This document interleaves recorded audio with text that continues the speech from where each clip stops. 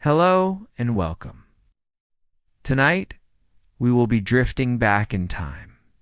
Far from the noise and haste of the modern world, there is nothing for you to do, nowhere for you to be.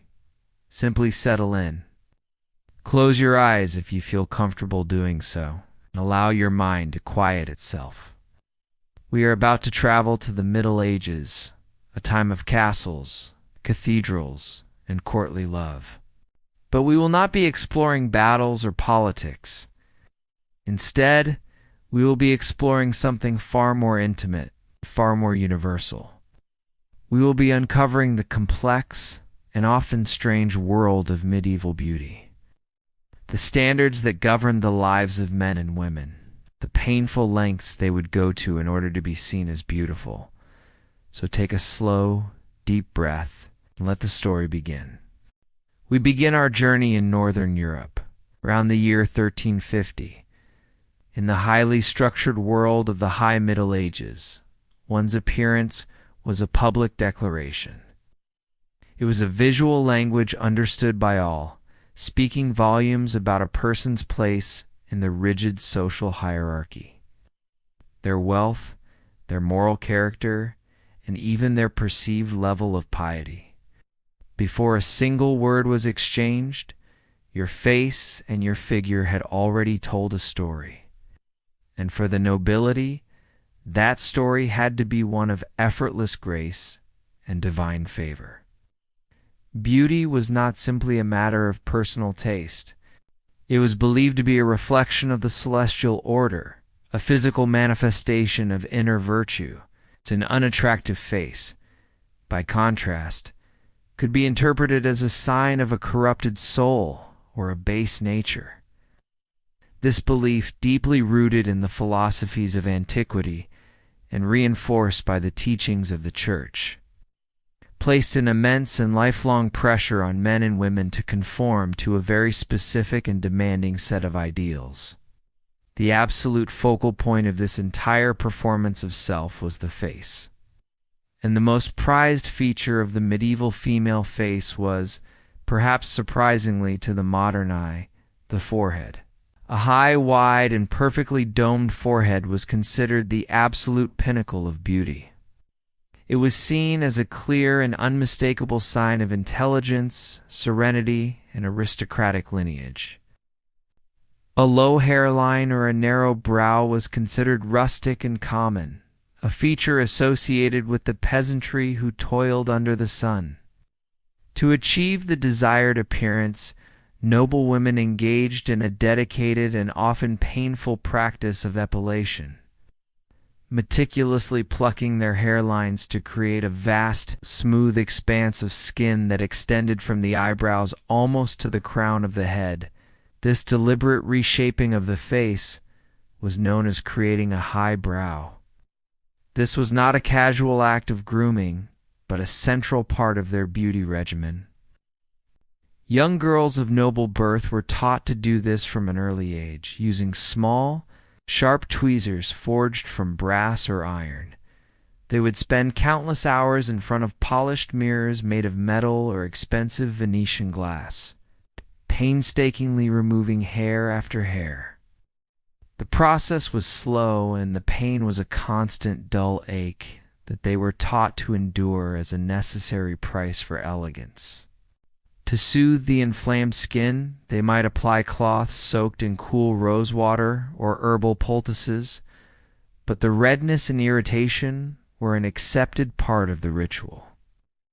The ultimate goal was to create a perfect ovoid, almost egg-like shape to the face, a look that we can see immortalized in countless paintings and manuscript illuminations of the period.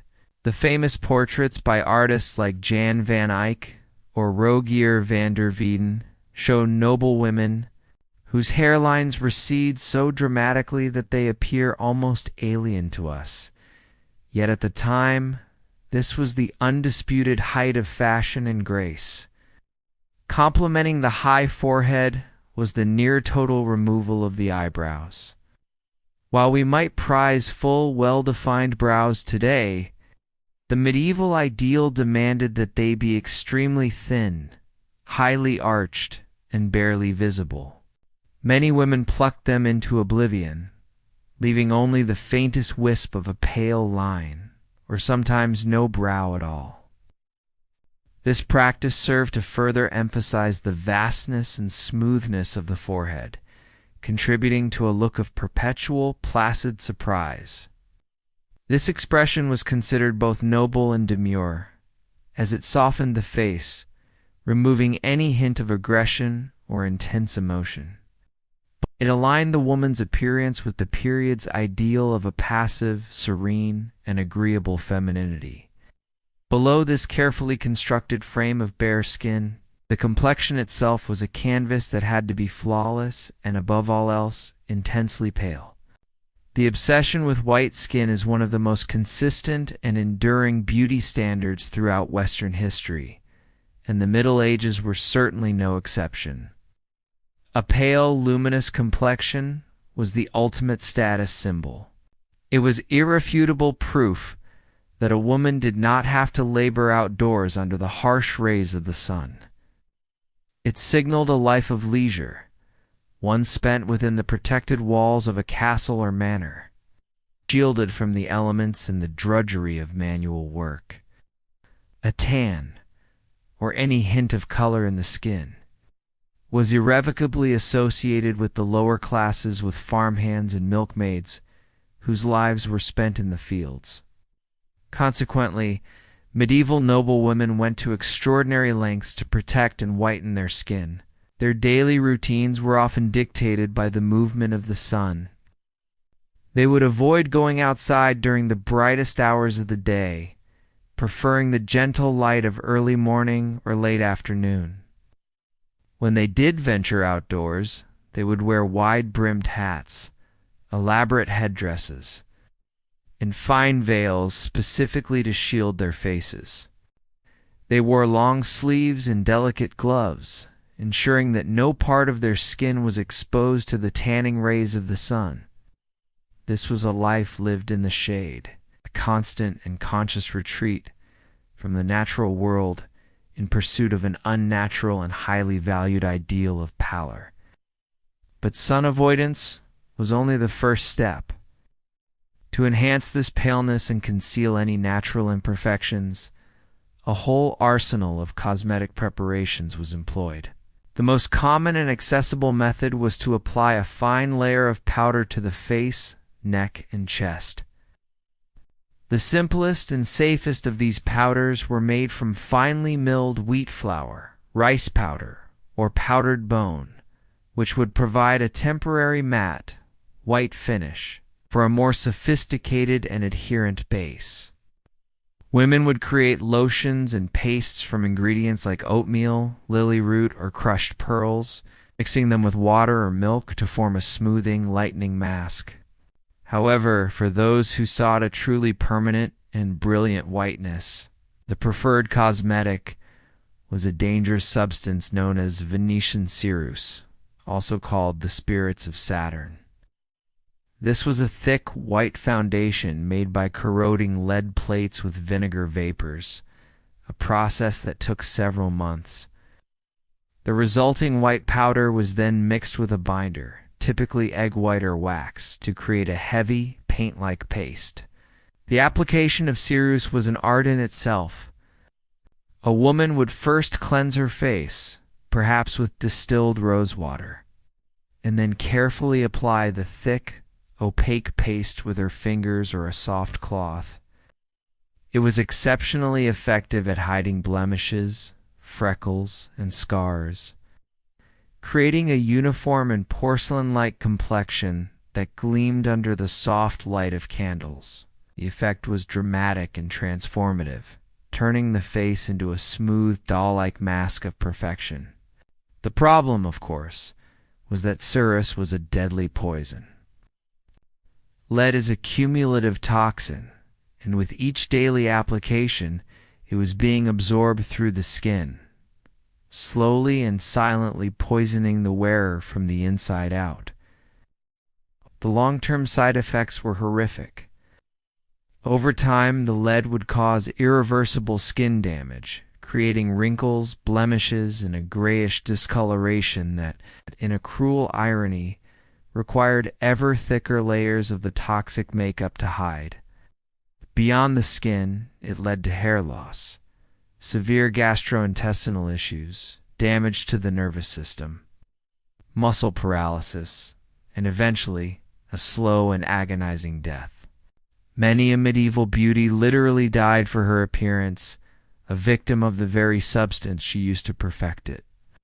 And yet the allure of its flawless porcelain finish was so powerful that ceruse remained the most sought-after and expensive skin whitener for centuries. Its dangers either unknown or willfully ignored in the relentless pursuit of an ideal complexion. While a ghostly pallor was the foundation of all beauty, a completely white face was considered deathly and unattractive. To bring a semblance of life to the leaden mask of ceruse, a delicate touch of color was required. A subtle rosy blush on the cheeks and a matching red on the lips were seen as essential signs of youth, health, and fertility. The goal was to mimic the natural, delicate flush of a young girl. To achieve this, women used a variety of substances. The safest and most common were plant-based concoctions, such as crushing the petals of red poppies or roses and mixing them with a little fat, beeswax, or honey to create a simple tint. Another popular method was to use the root of the alkanet plant, which, when infused in oil, produced a rich crimson stain for both lips and cheeks. However, just as with the white paint, there was a more dangerous, and therefore more desirable, alternative: vermilion. Made from finely ground cinnabar, a mineral, or of mercury, vermilion provided a vibrant and long-lasting red that plant-based colors could not hope to match. Like lead, mercury is a potent neurotoxin. It could be absorbed through the skin or inhaled as fine dust during application, leading to tremors, memory loss, kidney failure, and severe mental degradation. The Mad Hatter of later centuries was a real phenomenon, caused by mercury poisoning, and noble women were exposing themselves to the same deadly element for the sake of rosy cheeks. This delicate balance of a ghostly white face with just a whisper of red was the defining look of the era. It was a face that spoke of fragility, of immense wealth, and of a life lived far from the common realities of the world. It was a high-maintenance and higher-risk performance, requiring constant vigilance and the use of materials that were both expensive and deadly. The final touches on the ideal medieval face involved the eyes and the mouth. The eyes were prized if they were large, bright, and a light color, with blue being the most celebrated in courtly poetry and romance.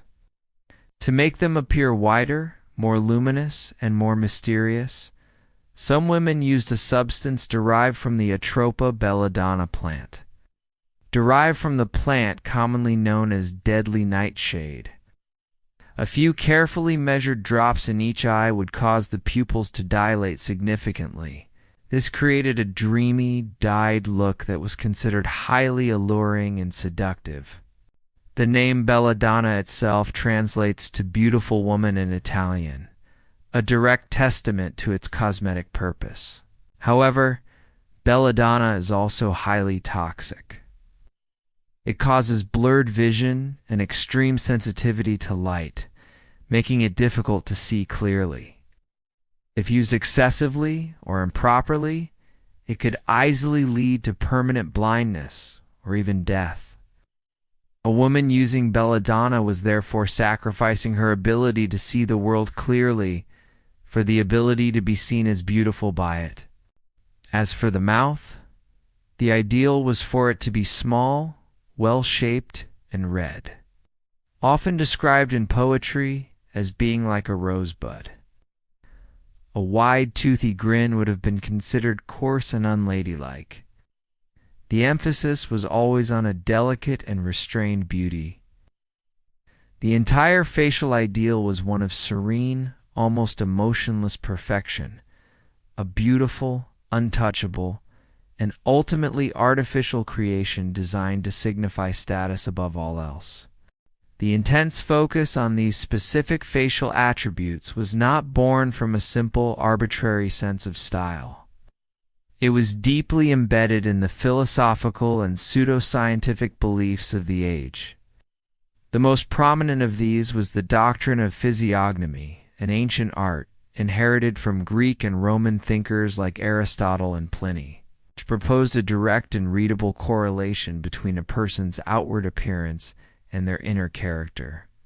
In the medieval mind, the body was a text, and the face was its title page, openly declaring the nature of the soul within. A beautiful face, therefore, was not just aesthetically pleasing. It was a divine endorsement, a sign that the person possessed virtues such as wisdom, honesty, and piety. According to the principles of physiognomy, every feature was a clue. A straight, well-proportioned nose, for example, was thought to indicate a sound and intelligent mind. A small, delicate mouth with thin red lips suggested modesty and restraint, key virtues for a noble woman. Eyes that were large, clear, and bright were not just beautiful, but were seen as the windows to a pure and honest soul. Conversely, features that deviated from this ideal were read as signs of moral corruption. A crooked nose might suggest a deceitful nature. Eyes that were too small or set too close together could imply cunning and untrustworthiness. Thick lips could be a sign of a lustful or gluttonous personality. These beliefs created a powerful incentive to conform to the prevailing standards, as one's social standing and even their reputation could depend on how their face was interpreted by others. It was a world where you were literally judged by your cover. This interpretation of beauty was further reinforced by the prevailing medical theory of the four humors.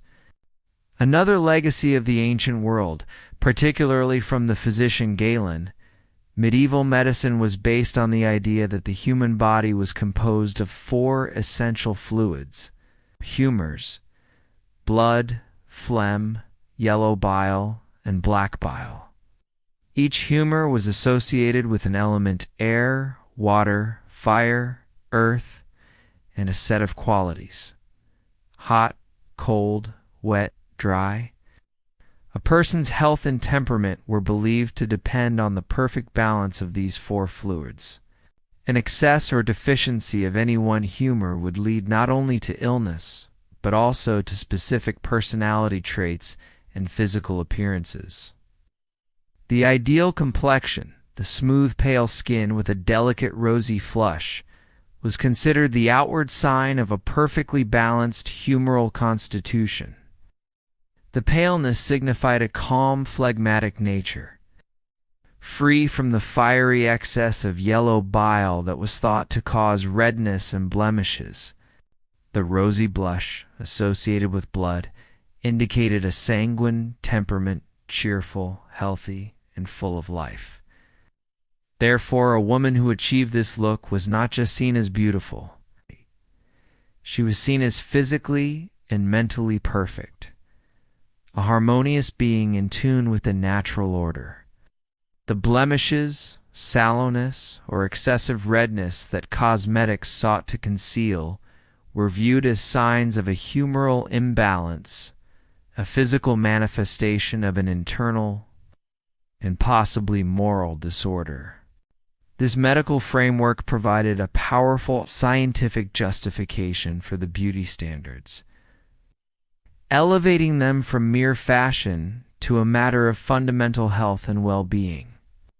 While these exacting standards are most often associated with women, medieval men were by no means exempt from the pressures of appearance. However, the ideals of masculine beauty were, for the most part, starkly different, emphasizing strength and character over delicacy and passivity. If the ideal woman's face was a smooth, serene mask, the ideal man's face was meant to be a map of his lineage and his capabilities. For the knightly class, the face should project authority, nobility, and martial prowess. This was often characterized by a strong, square jawline, a firm mouth, and well-defined facial features. A weak chin or a receding jaw were considered signs of effeminacy and weakness of character. The masculine complexion was also a matter of importance. Like women, men valued clear skin as a sign of good health and a balanced humoral temperament, which was crucial for a warrior or a leader who needed a sound mind and a sound body. However, unlike the feminine ideal, a man's skin was not expected to be porcelain pale. A slightly sun-weathered or ruddy complexion was often acceptable, even desirable, as it suggested an active, outdoor life of hunting, travel, and military campaigns, rather than a sheltered indoor existence.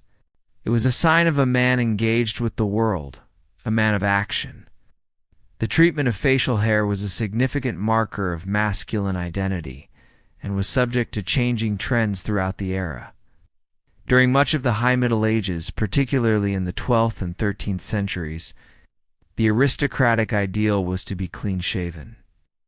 This look emphasized the jawline and the structure of the face, presenting a youthful, almost angelic appearance that can be seen in many knightly effigies from the period. Beards were often associated with older men, scholars, pilgrims, or, at the wilder end of the spectrum, with hermits and savage wild men of the forests. To be clean-shaven was to be courtly, civilized, and refined. Knights and nobles would have been regularly shaved by their squires or by professional barbers, using sharp razors and soaps made from animal fats and wood ash. However, in other periods, a neatly trimmed beard and mustache became fashionable, seen as a sign of virility, wisdom, and authority. When beards were in vogue, they were carefully groomed. Men would use small, ornate combs made of ivory or bone to keep their beards tidy, apply scented oils and waxes to shape them and give them a healthy sheen. The style of the beard, whether it was forked, pointed, or rounded, could also signify a man's allegiance or status. In either case, whether shaven or bearded. The masculine face was meant to be a carefully curated presentation of one's place in the world. Of course, for the vast majority of the population, these lofty ideals of the face, both male and female, were an almost unattainable fantasy. The reality of daily life for the peasantry and the urban poor was one of hard labor, poor nutrition, and rampant disease. Malnutrition stunted growth and left the skin sallow and weak. A lifetime of work in the fields under the sun ensured that their skin was dark, leathery, and wrinkled from an early age.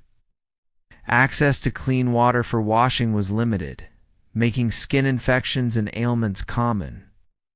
Furthermore, devastating diseases left their permanent mark on the populace. Smallpox, in particular, was a scourge that left many of its survivors with deep, pitted scars, known as pockmarks, that permanently disfigured their faces. In a world that so highly prized a smooth, flawless complexion, being pockmarked was a significant social disadvantage. It is no coincidence that a smooth skin was so valued. It was a sign that one had been lucky enough or wealthy enough to have avoided the worst of the era's diseases. The visual gulf between the blemished, sun-beaten face of a peasant and the smooth, its pale, painted face of a noble lady was immense. It was a constant, visible reminder of the deep and impassable chasm that separated the classes. The ideal face of the Middle Ages was, in essence, an ideal of wealth, a luxury that only a tiny fraction of the population could ever hope to afford or achieve. The creation and maintenance of the ideal medieval face was more than just a private, personal endeavor. It was a public performance, deeply integrated into the social fabric of the aristocracy. The face was the primary instrument in the elaborate theater of court life, a tool for communication, negotiation, and the subtle expression of status. This was particularly true within the highly ritualized framework of courtly love, a code of conduct that governed the interactions between knights and ladies. In this world where open declarations of affection were often forbidden, the exchange of glances across a crowded great hall or during a tournament became a language all its own. A noblewoman was taught from a young age how to use her face as a shield and a signal. Her gaze was meant to be controlled and demure, often directed downwards as a sign of modesty and piety. A direct, lingering look could be seen as a brazen invitation, a breach of decorum that could damage her reputation. The ideal was a subtle, fleeting glance, a quick meeting of the eyes that could convey acknowledgement, encouragement, or dismissal without a single word being spoken. A faint, controlled smile, barely turning the corners of the small rosebud mouth, was another essential tool. A wide, toothy grin was considered vulgar and peasant-like. The aristocratic smile was a subtle, almost imperceptible gesture meant to enchant and intrigue rather than express overt joy. Every flicker of an eyelid, every slight tilt of the head was a calculated part of this silent dialogue. During social gatherings such as feasts and dances, faces were constantly being scrutinized and judged. A nobleman, considering a marriage alliance, would closely observe the face of his potential bride, using the principles of physiognomy to assess her character. Was her forehead high and clear, suggesting intelligence and a placid nature suitable for running a household? Was her skin pale and flawless, proving her noble, leisurely lineage? Was her mouth small and her gaze modest, promising a virtuous and obedient wife? A woman's face was, in essence, her primary asset on the marriage market, a document of her breeding and her potential. Likewise, knights would observe the faces of their rivals and allies, searching for signs of weakness, deceit, or strength in their features. The face was a battlefield of social strategy, where fortunes could be made or lost based on the successful performance of beauty.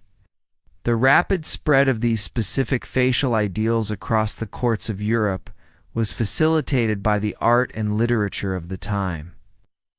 The troubadours, traveling poets, and musicians were the primary media of their day.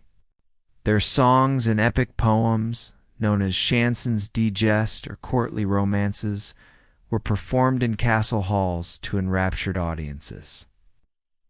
These stories invariably contained lengthy, detailed descriptions of the heroine's perfect beauty, reinforcing the ideal in the minds of all who listened.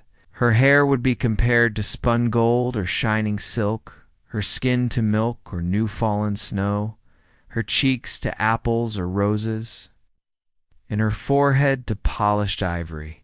Poets like de Troyes in France or Geoffrey Chaucer in England created unforgettable literary heroines whose beauty was described in meticulous, it's almost formulaic detail. These vivid descriptions served as a blueprint for beauty, creating a unified and aspirational ideal that transcended regional differences. They were the fashion magazines of the Middle Ages, teaching a generation of noblewomen precisely what they were supposed to look like. This relentless pursuit of a flawless facial ideal required a dedicated space and a specific set of tools.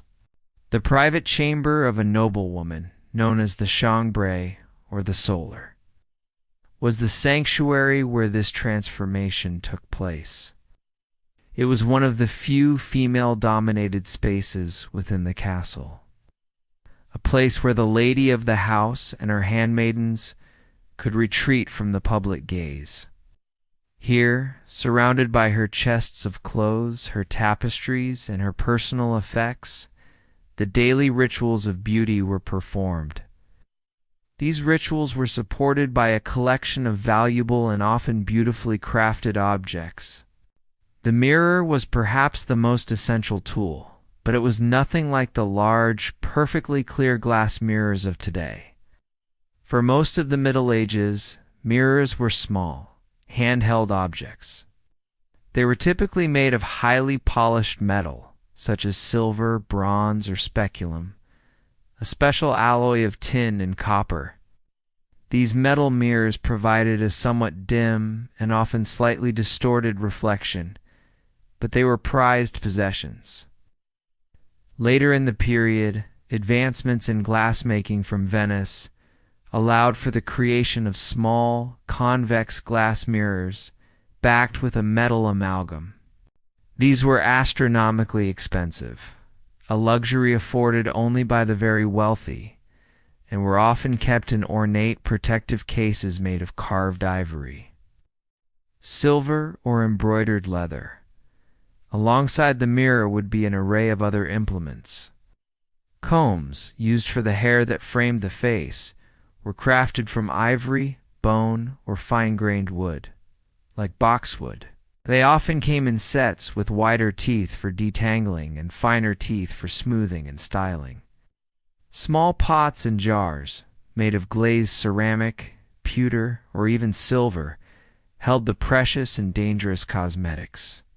There would be a pot for the white ceruse, another for the red vermilion, and perhaps others for various lotions and balms. Tiny spoons and spatulas made of bone or metal were used to scoop out the cosmetics. Tweezers, essential for the endless task of plucking the hairline and eyebrows, were made of iron or brass. For grinding fresh ingredients for a facial paste or a tint, a small mortar and pestle of stone or ceramic was a necessary item. This collection of objects was a noblewoman's arsenal in the daily battle to achieve and maintain her beauty. The knowledge of how to use these tools was passed down through generations, often from mother to daughter. But it was also recorded in written form, in books of secrets known as formularies or herbals. These were recipe books, filled with instructions for creating everything from medicines to perfumes to cosmetics. A typical beauty formulary would contain a wide variety of recipes for facial treatments, a strange and hopeful mix of practical herbalism, alchemy, and pure superstition. A recipe for a skin-whitening lotion might instruct the reader to boil lily roots in water, or to create a paste from blanched almonds, rosewater, and breadcrumbs. For removing blemishes or freckles, a common recipe involved mixing the powdered root of the iris flower with honey and vinegar. These concoctions were relatively harmless. Others, however, were far more bizarre and questionable. Some recipes called for a face wash made from the blood of a calf or a hare. Believing the vitality of the animal could be transferred to the skin, others recommended collecting the dew from the grass on the morning of May Day and washing one's face with it to ensure a youthful complexion for the entire year. These recipes reveal a world where the lines between science, magic, and medicine were blurred, and where women were willing to try almost anything to achieve the ideal of a perfect face. Of course, no amount of cosmetic intervention could fully hide the realities of life. The ideal was a smooth, unblemished canvas, but the reality for many was a face marked by imperfections. Beyond the widespread scarring from smallpox, other skin afflictions were common. Acne, often referred to in medieval texts as whelks or pustules, was a frequent problem, exacerbated by the heavy pork-logging cosmetics used to hide it.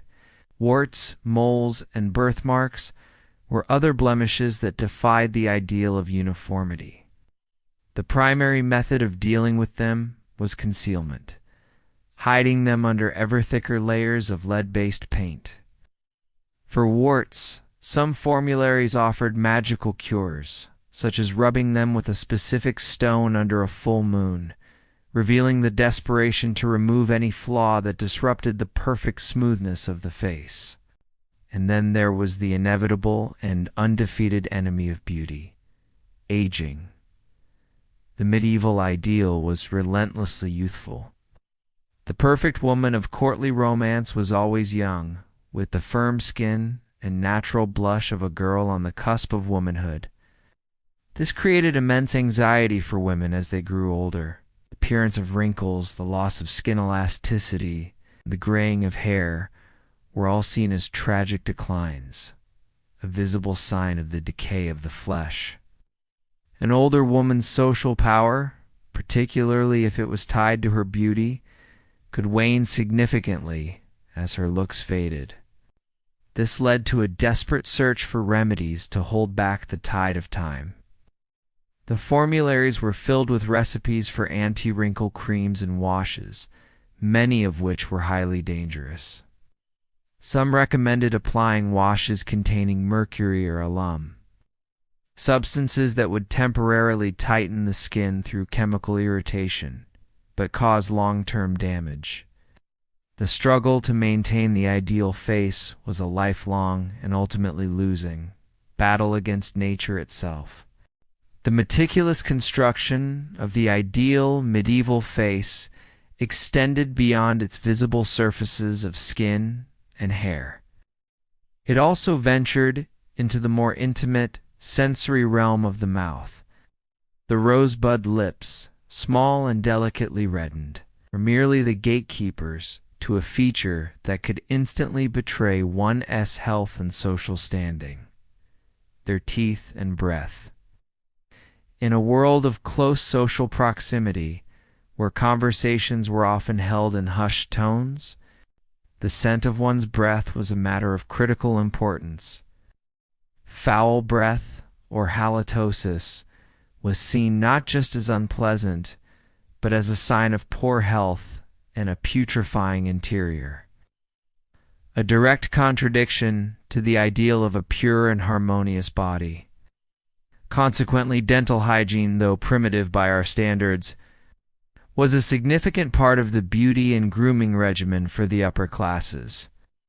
The concept of brushing with a bristled brush did not yet exist, but people were instructed to clean their teeth daily. The most common method was to use a small square of rough linen or wool cloth.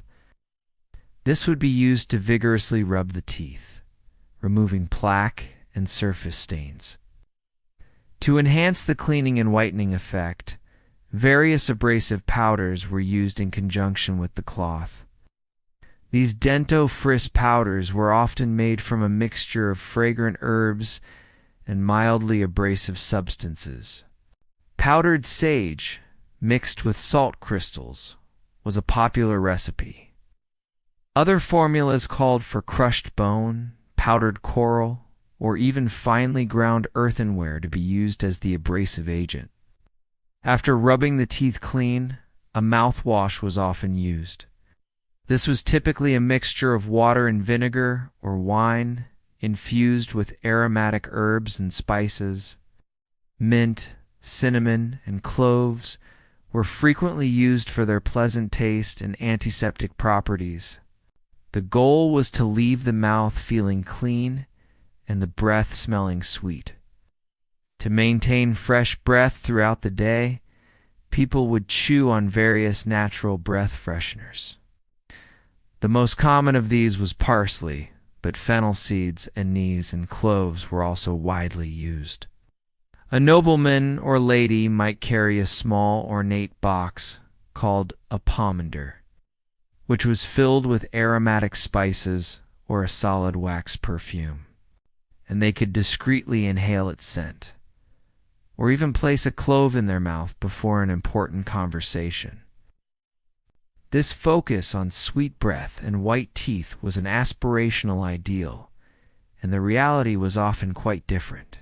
The medieval diet, especially for the wealthy, was becoming increasingly rich in sugar, which was imported at great expense and used liberally in desserts and sauces as a status symbol.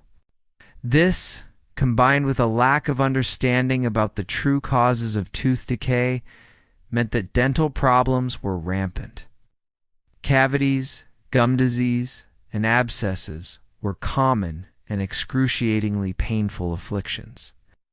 When a tooth became too decayed to save, the only solution was extraction.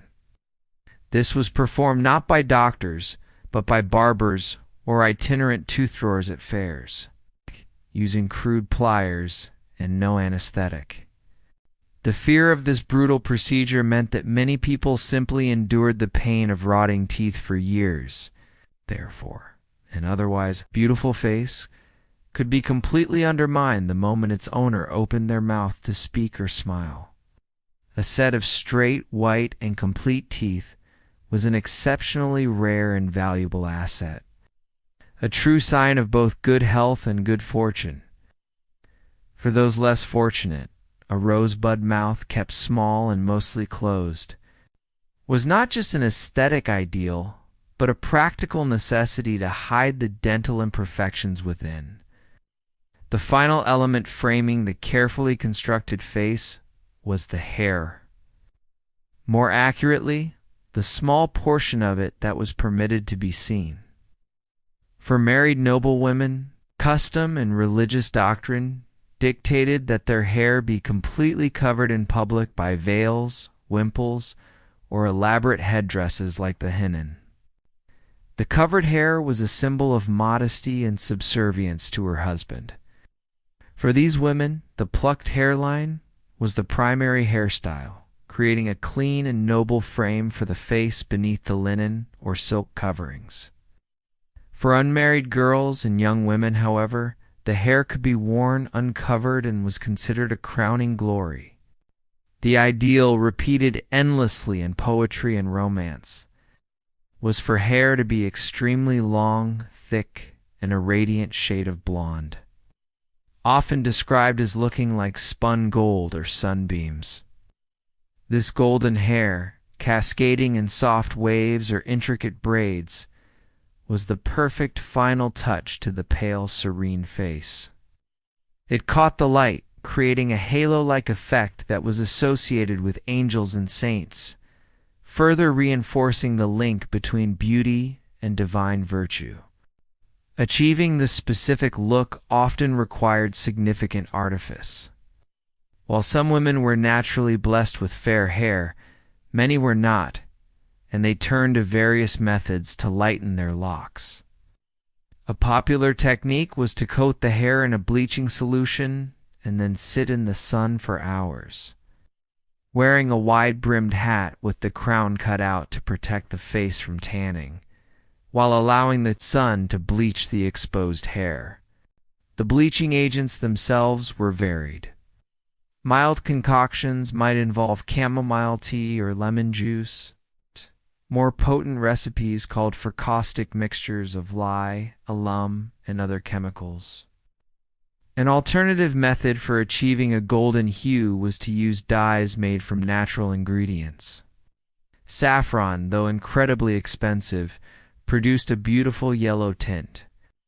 Onion skins, broom flowers, and other plants were also used to create varying shades of blonde. For those whose hair was not naturally thick or long enough to satisfy the ideal, false hair was a common solution.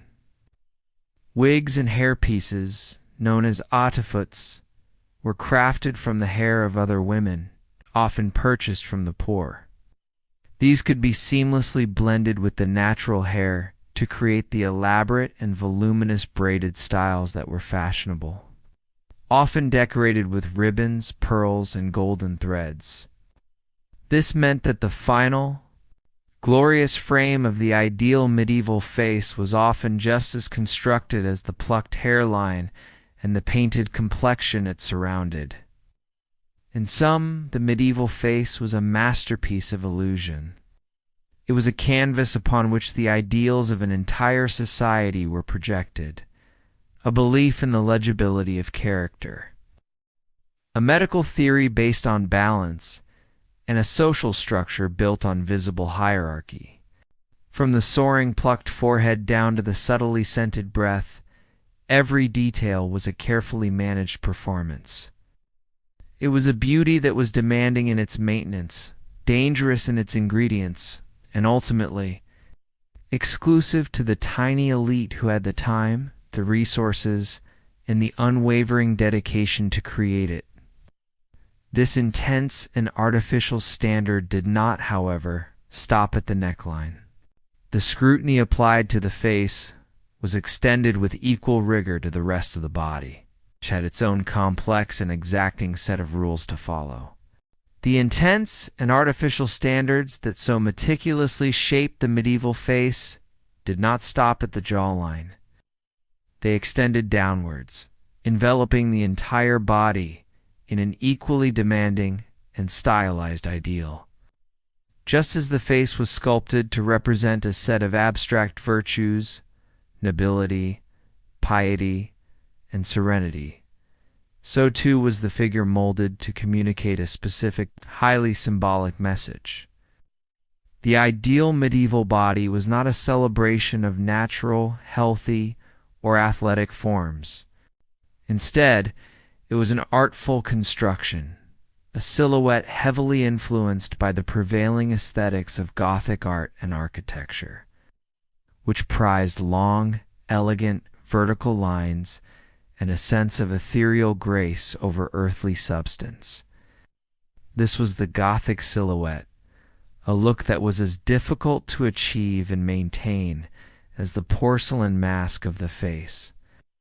The performance began with the upper body, where the primary goal was to create an impression of extreme delicacy and fragility. A long, slender, and graceful neck, often described as swan-like in the poetry of the era, was considered an essential component of noble beauty. Its long neck created an elegant line, elevating the head and giving the woman an air of poise and authority. To emphasize this feature, the necklines of gowns, or kirtles, were often cut wide and low, gracefully displaying the expansive skin from the collarbone to the base of the throat. This fashion, known as the served to visually elongate the neck and draw attention to its smooth, pale skin. Any jewelry, such as a delicate silver chain or a string of pearls, was worn to further accentuate this prized feature. A short or thick neck, by contrast, was considered coarse and was associated with the sturdy, less refined bodies of the peasant class. Flowing down from this elegant neck were the shoulders. The medieval ideal was for shoulders to be narrow and gently sloping. Broad, square shoulders, which might today be seen as a sign of fitness and strength, were considered masculine and unattractive in a woman. The sloping line contributed to the overall sense of fragility and passivity that was so central to the feminine ideal. It suggested a creature who was not built for physical labor, but for a life of refined and decorative leisure.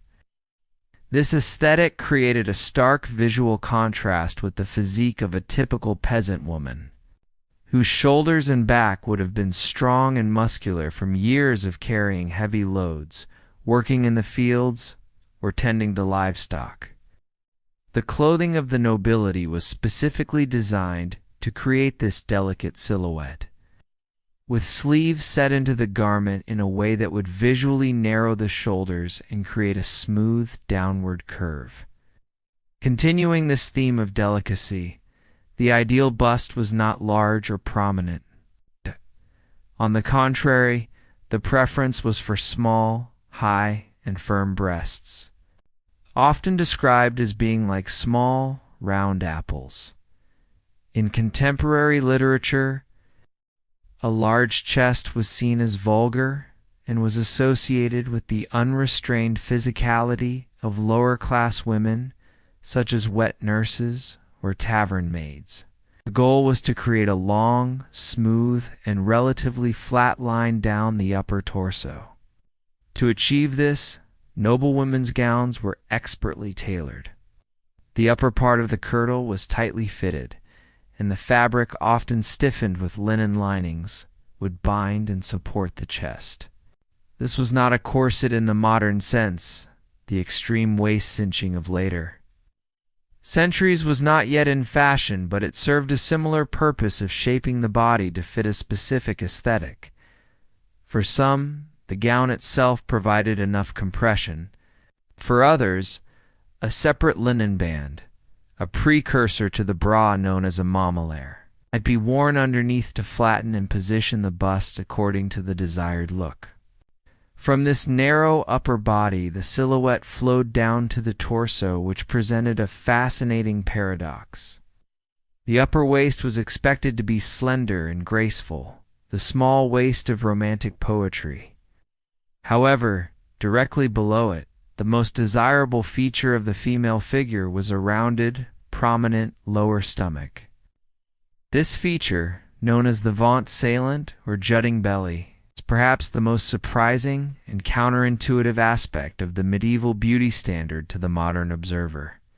Far from valuing a flat abdomen, the medieval ideal celebrated a soft, full, and distinctly rounded stomach. This was the absolute focal point of the female figure, a feature that was not hidden, but actively and proudly emphasized. The reasons for this are deeply rooted in the core values of medieval society. In an era where dynastic survival depended on producing children, and where infant and maternal mortality rates were tragically high, a woman's fertility was her single most important attribute, particularly within the nobility. So a rounded belly was a permanent, visible symbol of her fruitfulness. It mimicked the appearance of the early stages of pregnancy, suggesting a state of perpetual readiness for motherhood. It was a living testament to her primary function, to bear heirs and secure the continuation of her family's lineage. In this context, a flat stomach could be seen as a sign of barrenness, a physical failing that could render a woman undesirable no matter how beautiful her face. This ideal was also heavily reinforced by religious iconography. Throughout the Middle Ages, depictions of the Virgin Mary, Eve, and other female saints consistently show them with this same rounded, graceful belly. In Christian theology, Mary's womb was the sacred vessel that carried the Son of God, and this physical attribute became associated with femininity, grace, and divine fecundity. When a noble woman cultivated this look, she was not just making a fashion statement. She was subtly aligning her own body with the sacred and virtuous image of the Holy Mother. This imbued the prominent stomach with a layer of piety and spiritual significance. To further accentuate this prized feature, women were taught to adopt a specific posture known as the Gothic E-curve, or the hanchement. This distinctive stance involved pushing the hips forward, arching the back, and holding the shoulders slightly back, creating a gentle S-shape in the body's profile. You can see this posture in nearly every painting, sculpture, and manuscript illumination of a noblewoman from the period. It was a graceful, if unnatural, way of standing that made the rounded belly the undeniable centerpiece of the figure. It required significant muscle control to maintain, and the ability to hold this pose with effortless grace for long periods was another sign of an aristocratic upbringing. Distinct from the straightforward, practical posture of a working woman, clothing was the final and most crucial element in creating and emphasizing the Gothic silhouette. Gowns were masterfully cut to achieve this effect. The waistline of the typical kirtle was very high, often sitting just below the bust. From this high waist, the gown would fall loosely over the abdomen, allowing the fabric to drape and accentuate its natural curve. The skirts were long and immensely voluminous, often made with many yards of heavy fabric like wool or velvet. This weight would pull the front of the dress down, stretching the fabric taut across the lower stomach and making it appear even more rounded and prominent.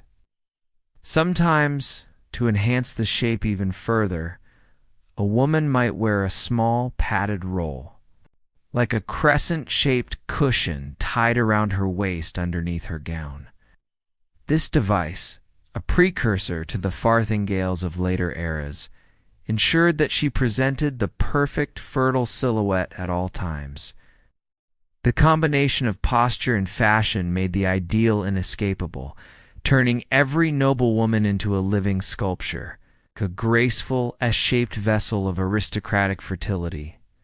Just as the body was shaped into a symbolic Gothic silhouette, the hair was treated as a powerful and expressive feature, a crowning glory that was laden with social and moral significance.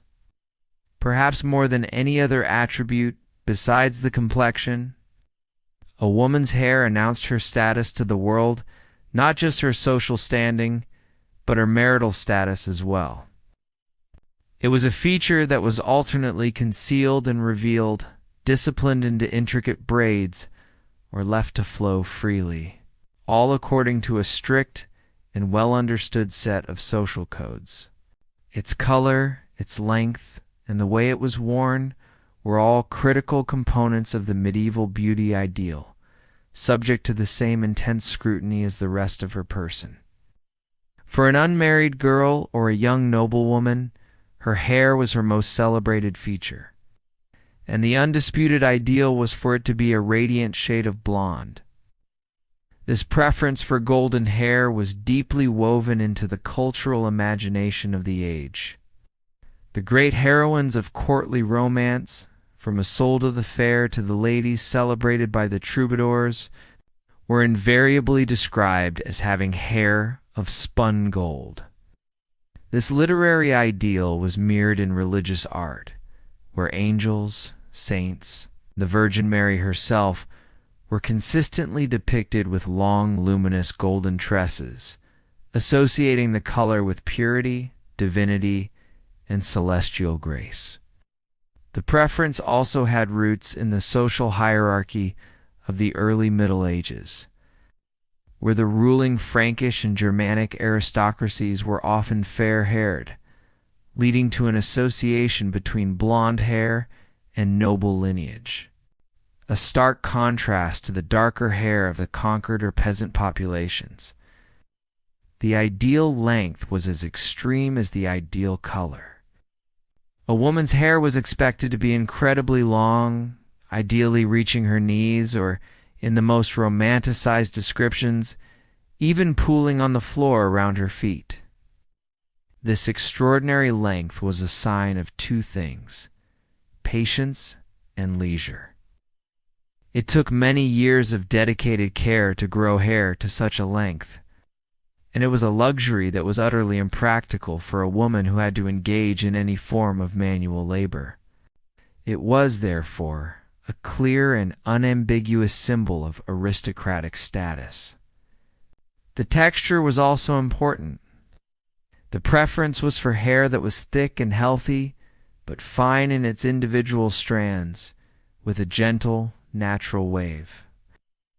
Hair that was overly curly, frizzy, or wiry was considered less desirable, and was often a target of literary satire. An unmarried woman was permitted to wear her long hair down, flowing freely over her shoulders and back. As a symbol of her virginity and availability on the marriage market, on formal occasions, it might be held back from her face by a simple circlet or chaplet, woven from fresh flowers in the spring and summer, or fashioned from gold, silver, and jewels for a courtly event. More commonly, however, This immense length of hair was managed through the art of braiding. Intricate braids, or tresses, were a way to control the hair while still displaying its thickness and length. A woman might have two long, thick braids that fell in front of her shoulders, or a single massive braid down her back. These were often woven with colorful silk ribbons or strands of pearls to add decoration and draw attention to the opulence of the hairstyle. However, the moment a woman was married, this entire dynamic changed. Upon marriage, her hair, her glory, was no longer her own to display. It now belonged to her husband, and social and religious customs strictly dictated that it must be covered in public. This practice was rooted in the teachings of St. Paul, who had written in his epistles that it was a shame for a woman to be uncovered, as her hair was a sensual and potent feature that could incite lust in men other than her husband. Covering the hair was therefore an act of modesty, a sign of piety, and a public declaration of her married status. An uncovered married woman was seen as shamelessly provocative, and the act of forcibly cutting or uncovering a woman's hair was a method of public humiliation. Consequently, a vast and varied world of head coverings evolved to facilitate this social requirement. The simplest and most common form was a combination of a veil and a wimple. The wimple was a large piece of cloth, usually fine white linen or silk, that was pinned to the hair at the top of the head, then draped down and wrapped around the neck, chin, and the sides of the face, before being tucked into the collar of the gown. It completely concealed the neck and throat, leaving only the oval of the face visible. Over this, a separate veil would be draped, covering the rest of the head and falling down the back. This combination created a modest, almost nun-like frame for the face, reinforcing the facial ideal by obscuring every other feature and focusing all attention on the smooth, plucked forehead and the pale complexion. As the Middle Ages progressed, particularly into the 15th century, these head coverings became increasingly elaborate, architectural and extreme, evolving into blatant and often impractical displays of wealth and status.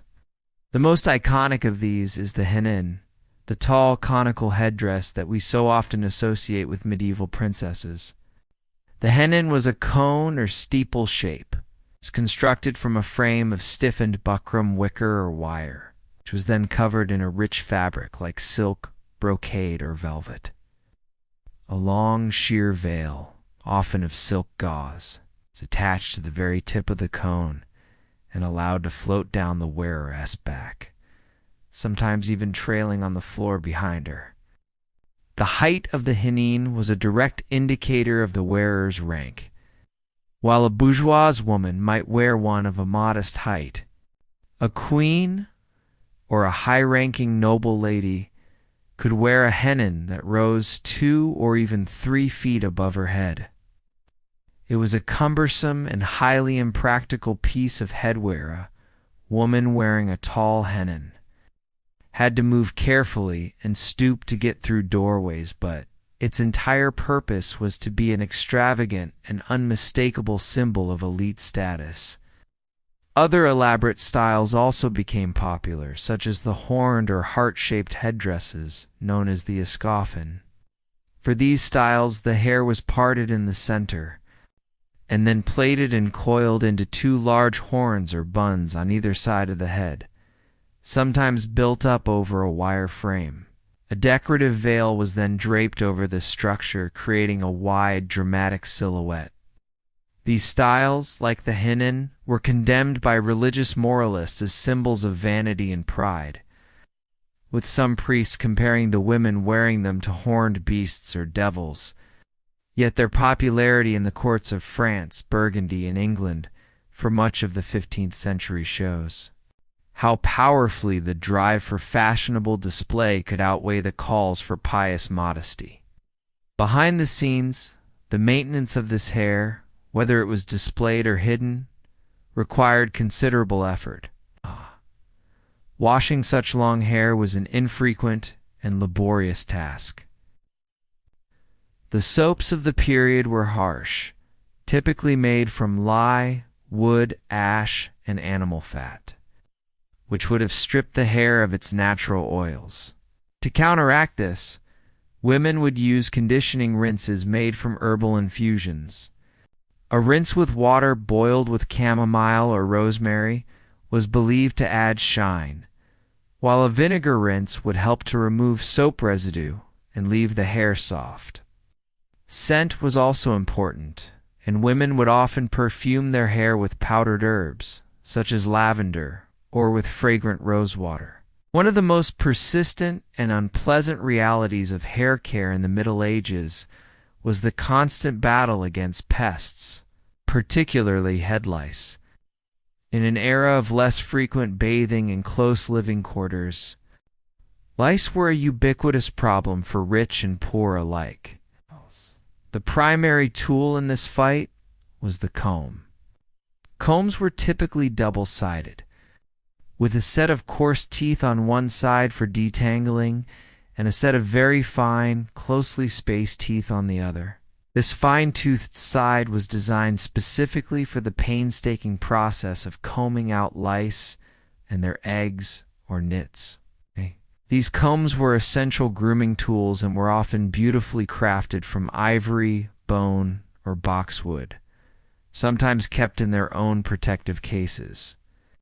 The daily ritual of combing one's hair was not just a matter of style. It was a fundamental act of hygiene, a necessary and tedious process to maintain the crowning glory of the medieval woman. The meticulous pursuit of the medieval beauty ideal did not end with the carefully sculpted silhouette or the artfully managed hair. It extended to the very surface of the skin itself, driven by an overarching aesthetic that prized smoothness and purity above all else. Just as the noble face was expected to be a flawless canvas of pale, unblemished skin, so too was the body expected to be entirely free of hair. In the medieval European mindset, body hair on a woman was considered a profound aesthetic flaw, a mark of the rustic, the base, and even the monstrous. It was associated with masculinity, with the untamed wilderness, and with the wild men of folklore who were said to live in the forests beyond the bounds of civilized society. A smooth, hairless body was a definitive sign of refinement, a clear and visible line drawn between the noble lady and the animal world, and a testament to her delicate and civilized nature. This aversion to body hair was also reinforced by the moral and theological beliefs of the time.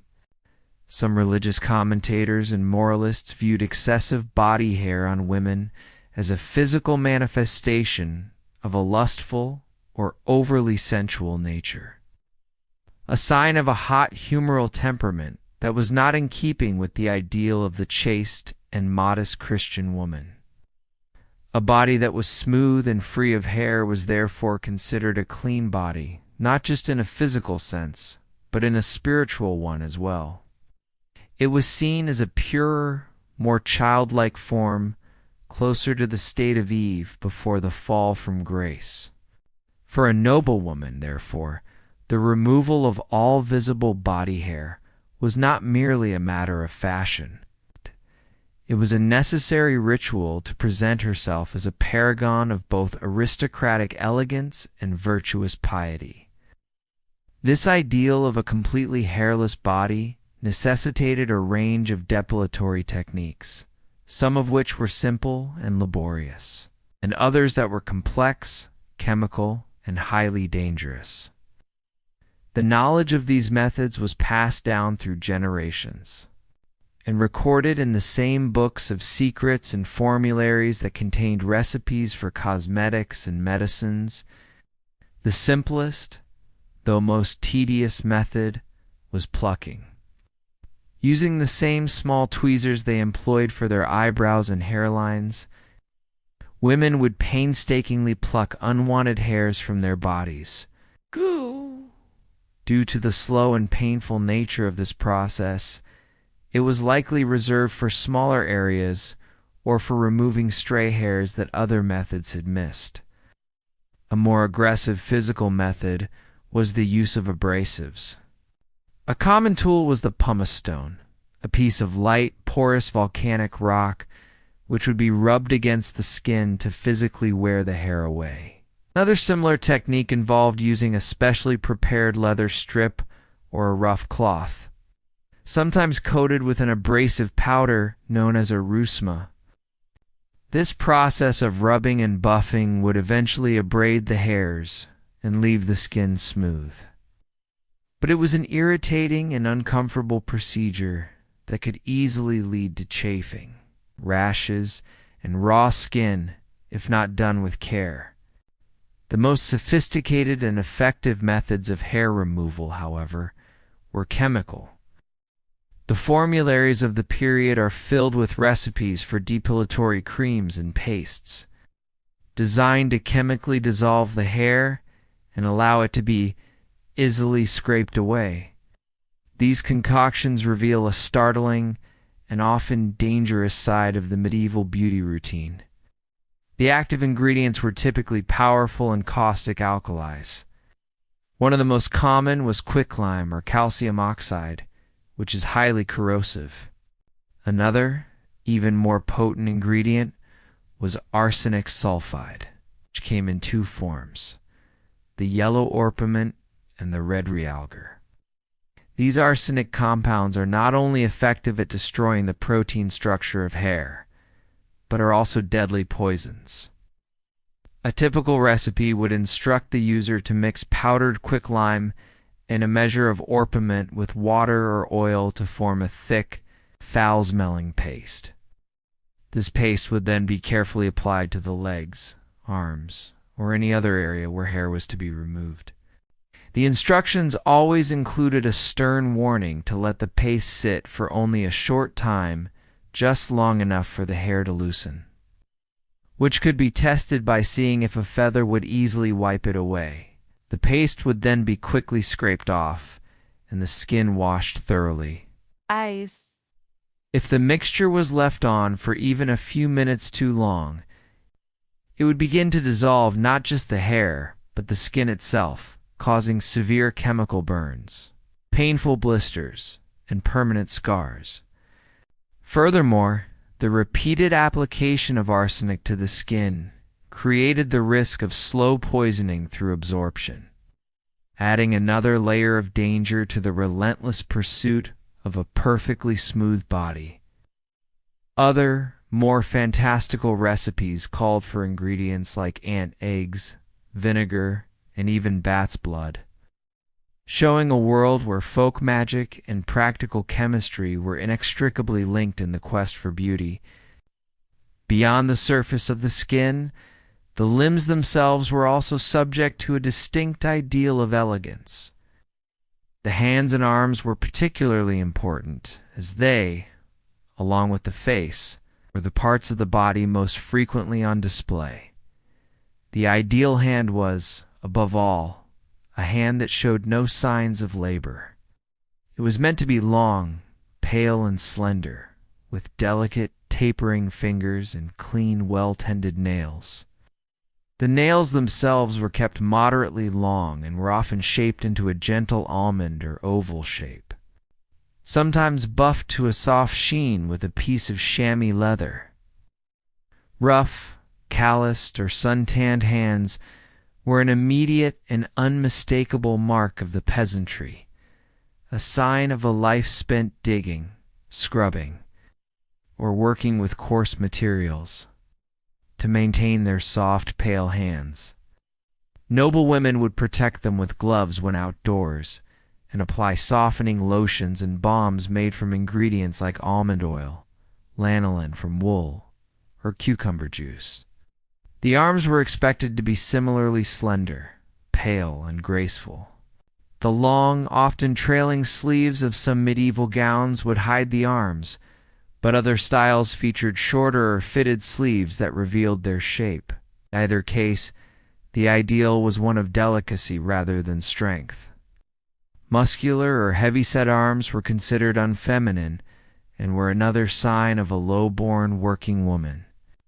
The entire aesthetic of the arms and hands was designed to project an image of a life of complete leisure, of a creature so refined that she had never had to lift anything heavier than a piece of embroidery or a silver goblet. The legs and feet, by contrast, were almost always hidden from view beneath the long, heavy skirts of a noblewoman's gown. In medieval society, a woman's legs were considered a highly private and erotic part of her body, not to be displayed in public. The accidental glimpse of an ankle could be a scandalous event. Despite being hidden, however, they were still subject to an aesthetic ideal, one that was primarily communicated through literature. In courtly romances, when a heroine's legs are mentioned, they are invariably described as being long, straight, and well-shaped. The feet were expected to be small, narrow, and delicate, with a high arch. While a woman's legs were hidden, a man's legs were one of his most prominent features. The fashion for men's hose, which were essentially tight-fitting leggings, put the entire shape of the leg on public display. A well-shaped muscular calf was considered a key component of masculine beauty, a sign of strength and virility. Women were not expected to have such muscularity, but the ideal of a long, elegant leg remained.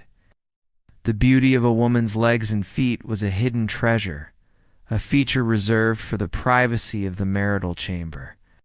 This very concealment added to their allure, making them a subject of romantic fantasy and poetic description.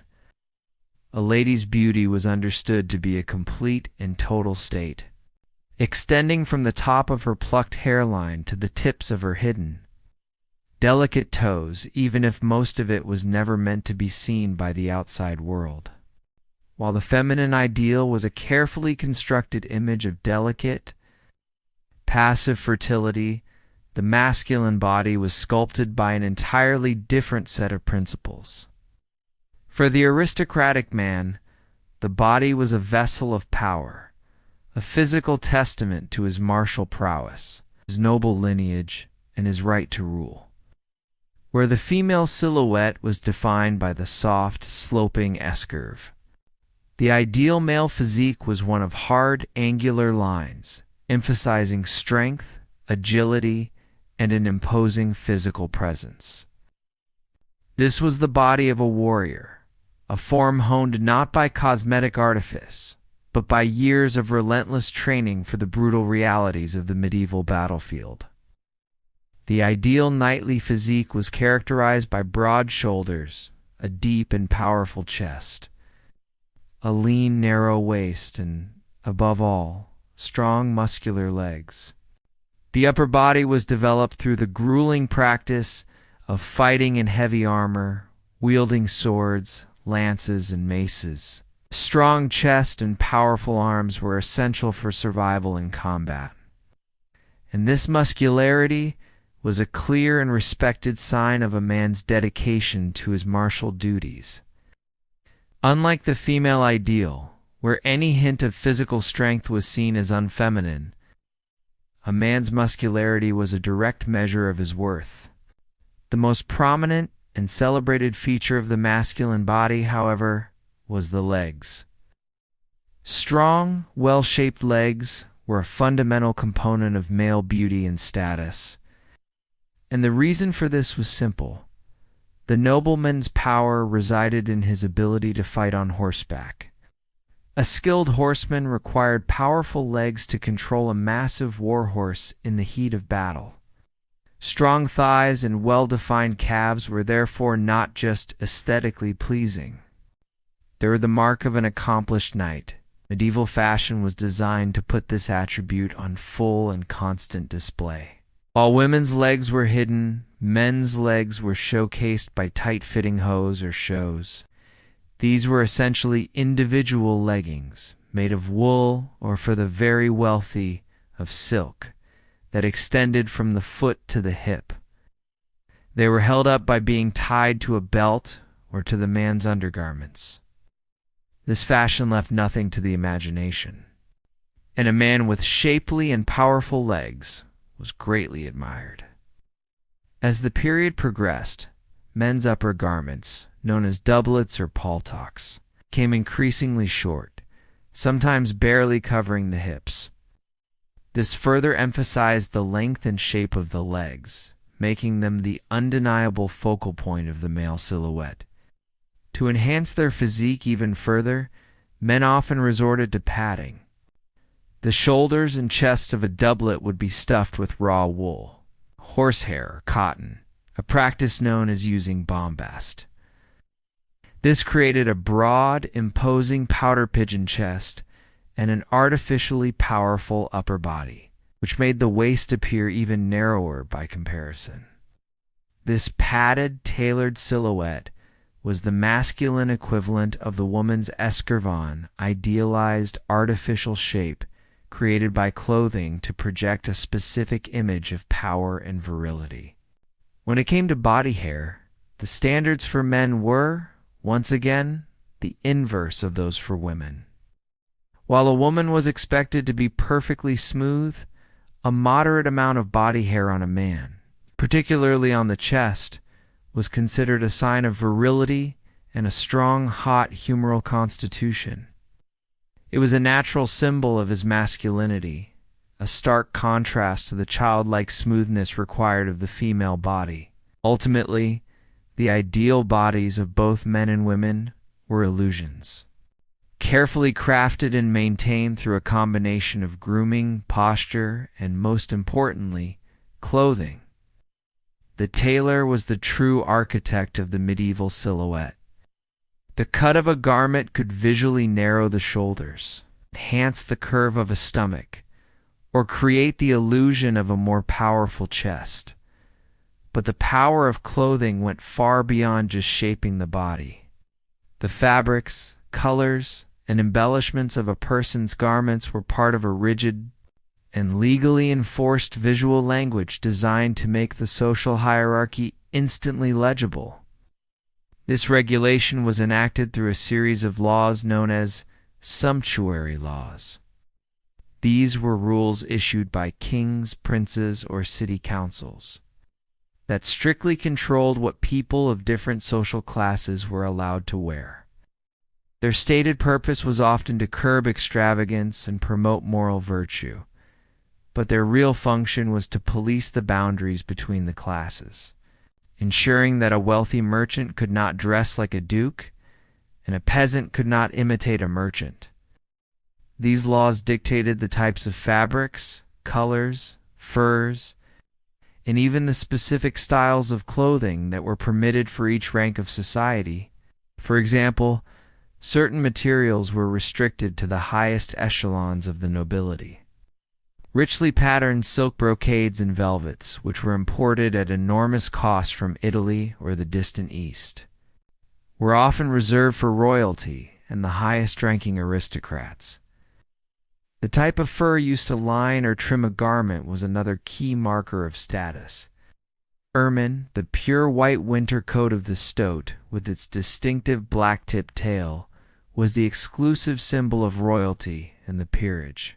The lustrous dark fur of the sable was also reserved for the upper nobility. A wealthy but non-noble merchant might be permitted to wear fox or beaver fur, while a commoner would be limited to the skins of rabbits, sheep, or goats.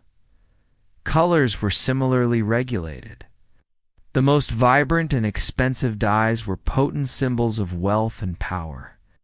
Scarlet, a brilliant red produced from the tiny Kermes insect, was one of the most costly and sought-after colors, often restricted to the nobility. Royal purple, derived from the murex sea snail, had been a symbol of imperial power since the Roman era and remained an exclusive color.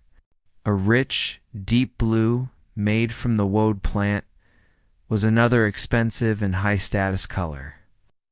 The lower classes, by contrast, wore clothes dyed with cheaper, locally sourced plant materials, which produced the dull, earthy colors we often associate with the peasantry: browns, grays, greens, and pale yellows. To wear a forbidden color or fabric was a crime, punishable by fines or even the confiscation of the offending garment. In conclusion, the body and hair in the Middle Ages were far more than just personal attributes. They were public statements. Idealized female body, with its delicate frame, fertile curve, and golden tresses, was a living symbol of passive, aristocratic femininity. The idealized male body, with its powerful build and prominent legs, was a clear projection of martial strength and authority. Both of these ideals were highly artificial, sculpted by a lifetime of training, grooming, and most critically, by the powerful illusions of fashion. Beneath these carefully constructed outer layers of fabric and fur, and underneath the styled hair and the smooth skin, was the fundamental reality of the medieval body: its cleanliness, its scent, and its relationship with the world. This more intimate sphere of hygiene was governed by its own distinct set of beliefs, practices, and sensory experiences, which we will now explore. Beneath the layers of luxurious status-defining clothing, and under the carefully constructed surfaces of powdered skin and styled hair, existed the fundamental reality of the medieval body. To our modern sensibilities, conditioned by an understanding of germ theory and a daily ritual of hot showers, the Middle Ages are often imagined as a time of unrelenting filth, an era where people were universally dirty and baths were a rare, perhaps yearly event. This is one of the most persistent and pervasive myths about the period. While medieval standards of hygiene were undeniably different from our own, the idea that people were unconcerned with cleanliness is entirely untrue. In reality, the people of the Middle Ages were deeply invested in personal hygiene, not just for comfort and social acceptance, but for what they understood to be the preservation of their health. Theirs was a world with a different sensory palette, a different understanding of the body, and a different set of rituals for achieving a state of cleanliness. The most fundamental of these rituals was bathing. For the nobility and the wealthy merchant class, bathing was a regular and highly valued practice. It was seen as a luxury, a form of relaxation, and a crucial medical treatment. According to the prevailing humoral theory, bathing in hot water and steam helped to open the pores, allowing the body to sweat out impurities and rebalance the humors. A bath was prescribed by physicians as a remedy for all sorts of ailments, from sore joints to melancholy. But beyond its medical applications, it was simply a source of great pleasure and comfort in a world that was often cold and drafty. The private bath of a nobleman or lady was a far cry from our modern plumbed-in bathrooms. It was a temporary and portable affair, an event that required a significant amount of labor. The process began with servants bringing a large wooden tub into the lord or lady's private chamber, often placing it near the warmth of the fireplace. These tubs were typically round or oval, coopered like a barrel, and were often lined with a large linen cloth. This liner served a dual purpose. It protected the bather from the rough wood and potential splinters, and it made the tub easier to clean afterward. While the tub was being prepared, other servants would be tasked with hauling bucket after bucket of water, heated in large cauldrons over the main kitchen fire to fill it. It was a laborious process that made a hot bath a true luxury. The experience was designed to be as pleasant as possible. The bathwater itself was frequently scented with fragrant additions. Servants would add handfuls of herbs like lavender, chamomile, mint, or rosemary, or the petals of flowers like roses and violets. These ingredients not only perfumed the water, but were also believed to have therapeutic properties, soothing the skin and calming the mind. For the very wealthy, expensive, imported spices like cinnamon or cloves might be added as a further sign of opulence. The soap used in the Middle Ages was a simple but effective substance, typically made by boiling animal fat, such as tallow or lard, with wood ash or lye. This produced a soft, caustic soap that was effective at cleaning but could be harsh on the skin. To make it more pleasant, these soaps were often scented with herbs as well. While in the tub, a person might use a bath whisk bundle of fresh, fragrant herbs tied together to gently stimulate the skin and create a lather. While the wealthy could enjoy these private, luxurious baths, for the common people living in the burgeoning towns and cities, a different and far more social bathing culture existed. Public bathhouses, known as stews in England or étavies in France, were a common feature of the urban landscape. These establishments were much more than just places to get clean. They were vibrant and essential social hubs, the medieval equivalent of a community center, a spa, and a tavern, all rolled into one. Upon entering a bathhouse, a customer would undress and hand their clothes to an attendant before proceeding into the main bathing area, which consisted of large, heated communal tubs. The atmosphere inside was warm, steamy, and convivial. The social norms of the outside world were often relaxed, and it was not uncommon for men and women to bathe together, though some establishments had separate areas or designated days for each gender. In the steaming water of the communal tubs, people would soak for hours, chatting with friends and neighbors, making business deals, or playing games like chess and backgammon on floating boards. Food and drink were an essential part of the experience. Attendants would serve wine, ale, and snacks like fruit or pretzels to the bathers as they relaxed. The bathhouses were a place of leisure and community, a warm and welcome respite from the often cold and crowded conditions of medieval urban life. These establishments also offered a range of other services. They were often connected to barbers who would offer shaves, haircuts, and medical procedures like bloodletting or tooth pulling to the customers. Masseurs were also available to knead sore muscles. This combination of services made the bathhouse a one-stop shop for grooming and health. However, this convivial atmosphere also had a less reputable side. Many public bathhouses doubled as brothels, with prostitutes offering their services to male clients. This notorious association gave the bathhouses a dual reputation. They were simultaneously seen as necessary for public health and hygiene, and as dens of sin and moral corruption frequently condemned in the sermons of priests and moralists. This vibrant culture of public bathing thrived for several centuries, but it began to decline in the late Middle Ages for two primary reasons.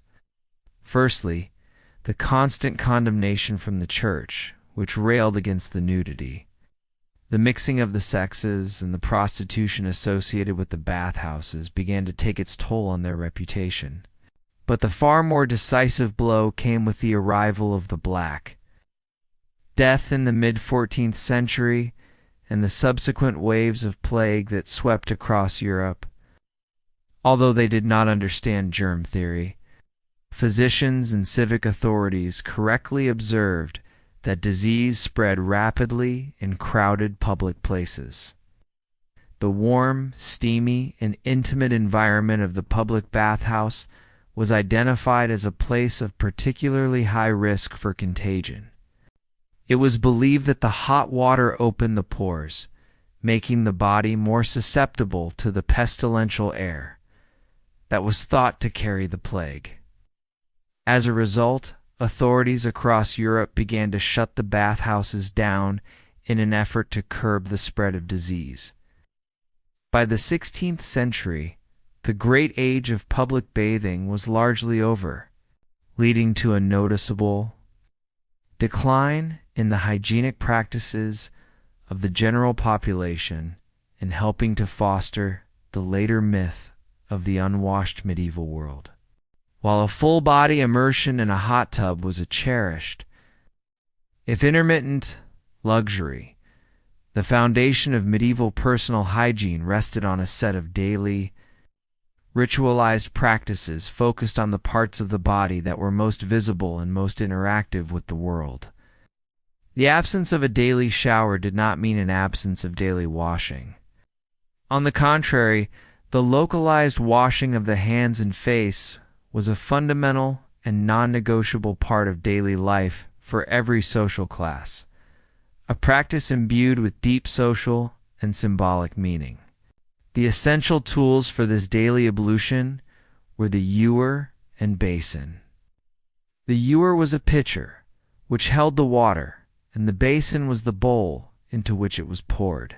The common person, these might be simple functional items of pottery or wood. For the nobility, they were often beautifully crafted objects of pewter, bronze, or even solid silver, sometimes elaborately decorated with enamel or engraved patterns. Every morning upon waking, a person would begin their day by washing the sleep from their eyes and face. A servant would bring the ewer and basin to their master or lady's chamber, pouring a stream of fresh, cool water over their hands and providing a clean linen towel for drying. This act was seen as both physically and spiritually cleansing, a way to prepare oneself to face the day. The most important and most visible of these rituals, however, was the washing of hands before and after meals. In an era where most food was eaten with the hands, using fingers to pick up morsels of meat and bread from communal dishes, clean hands were an absolute prerequisite for polite dining. This was not a private act performed before coming to the table, but a public and ceremonial part of the meal itself.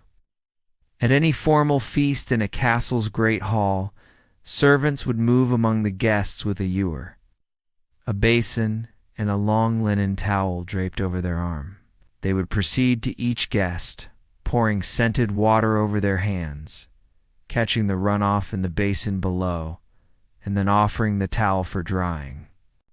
To refuse this ritual would have been a grave insult to the host and to one's fellow diners, a sign of boorishness and disrespect. This public hand-washing was a key part of the theater of the court, a demonstration of courtesy and refinement that separated the nobility from the common folk who might eat with unwashed hands. Beyond these specific acts of washing, the single most important element of personal hygiene and the primary indicator of cleanliness was linen. The medieval wardrobe was layered, and the layer closest to the skin was always made of linen. For a woman, this was a long shift or chemise, and for a man, it was a shirt and drawers known as brise. Linen, made from the flax plant, is a highly absorbent and durable fabric that is relatively easy to wash. The prevailing theory of cleanliness held that this linen undergarment would absorb all the sweat, oils, and dirt from the body. Therefore, by changing one's linen frequently, one was effectively cleaning the body itself. A person of wealth and status would own a large number of these linen undergarments and would change them daily, or even more often if they engaged in strenuous activity. The dirty linen would then be collected and laundered by washerwomen, a laborious process that involved boiling the fabric with lye soap, beating it against rocks or with wooden paddles to remove the dirt, and then laying it out in the sun to dry and bleach. the sight of clean white linen peeking out at the collar, and cuffs of a nobleman's doublet or a lady's gown was the ultimate sign of their cleanliness and high rank. It signaled that they could afford not just the fine outer garments, but also the extensive wardrobe of undergarments and the laundry service required to maintain them. In this sense, cleanliness was not just a state of being, but a visible and expensive performance. This concern with cleanliness extended beyond the body to the sensory world of scent. The medieval environment was filled with a host of powerful odors that are unfamiliar to the modern nose, the ever-present smell of wood smoke. Ow.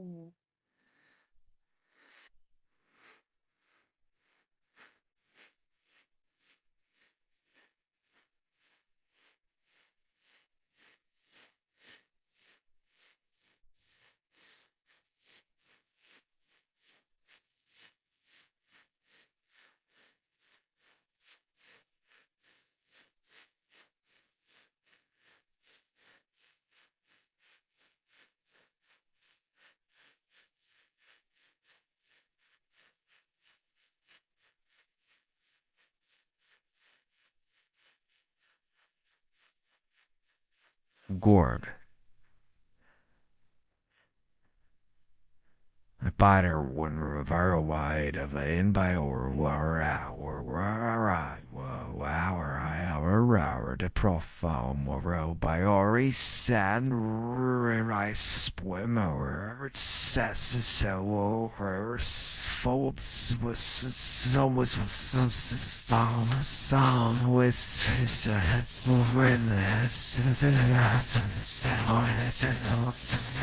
In response to this, the upper classes cultivated a sophisticated culture of pleasant aromas, designed to combat and overpower the malodors of the world and to protect their health. This began with perfuming the body. After washing, a person might apply a scented water, with rosewater being by far the most popular and ubiquitous fragrance of the age. Made by distilling rose petals, rosewater was used for everything. It was a facial toner, a hand rinse, a scent for hair, and it was even used as a flavoring in food and drink. Perfumed oils and solid unguents were also used, rubbed onto the skin at the wrists and neck to provide a lasting fragrance. The most iconic and important tool in this personal war on bad smells was the pomander.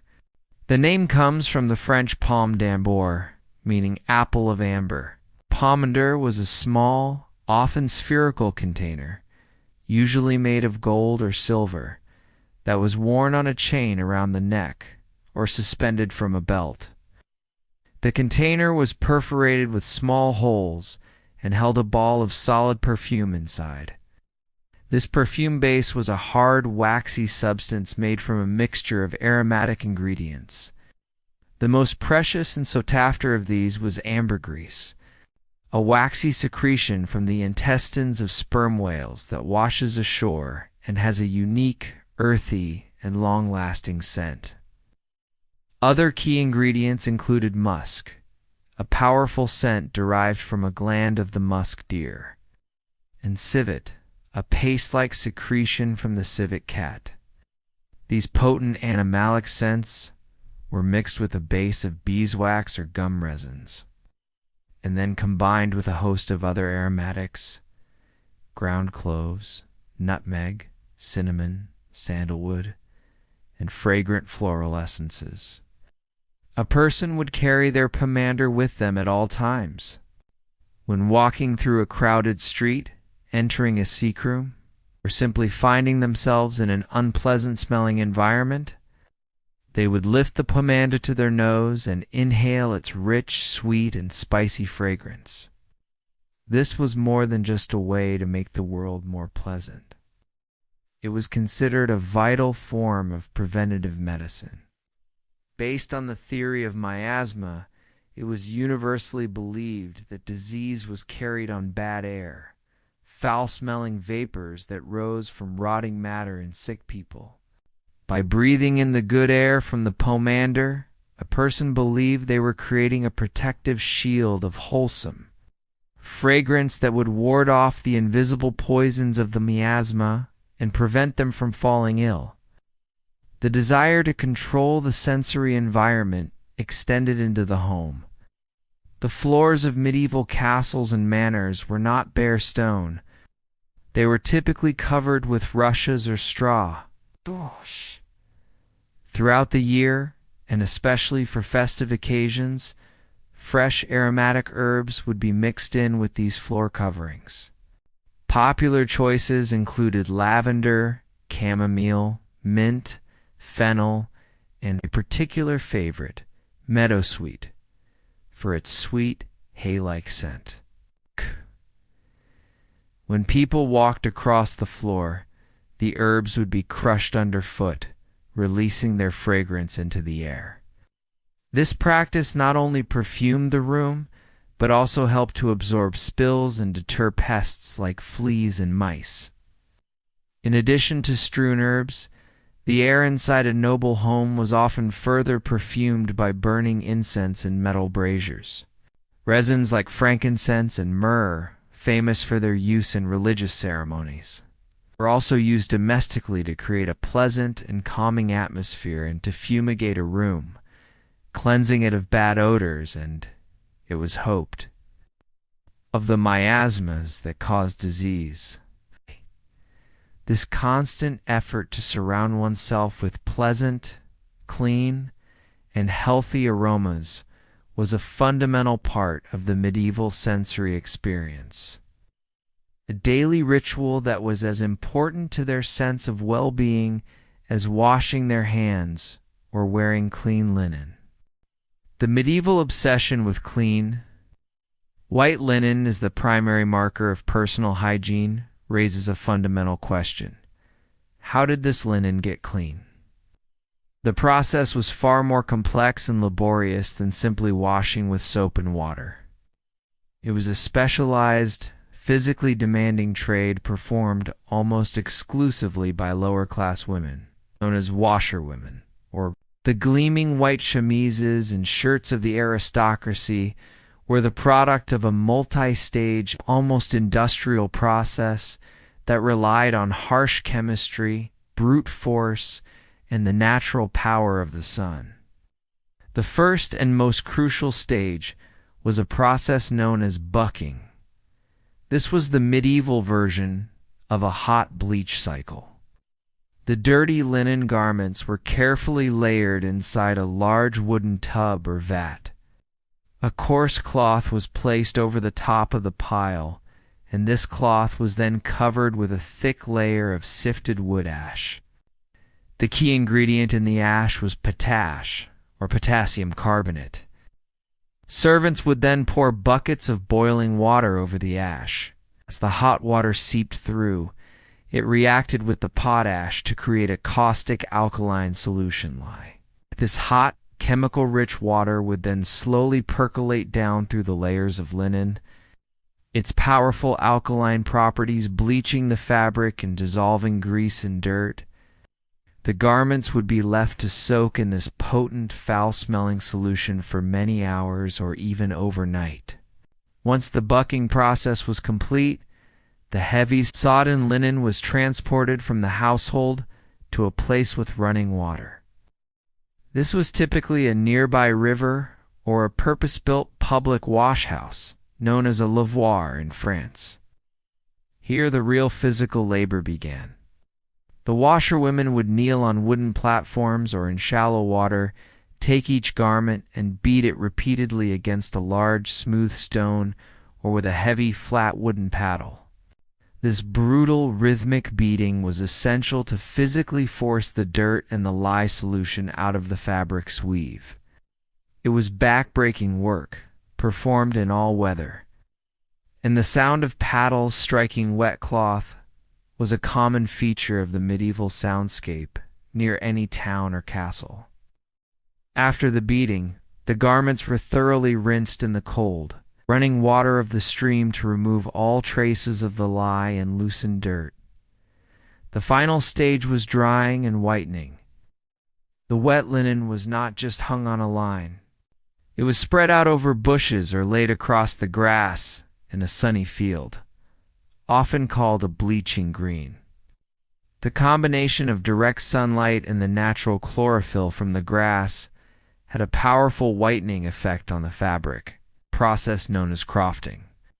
For a final smooth finish, the dry linen was not ironed with a hot iron, but was instead pressed and polished using a heavy, smooth block of dark glass, marble, or polished stone, known as a linen smoother.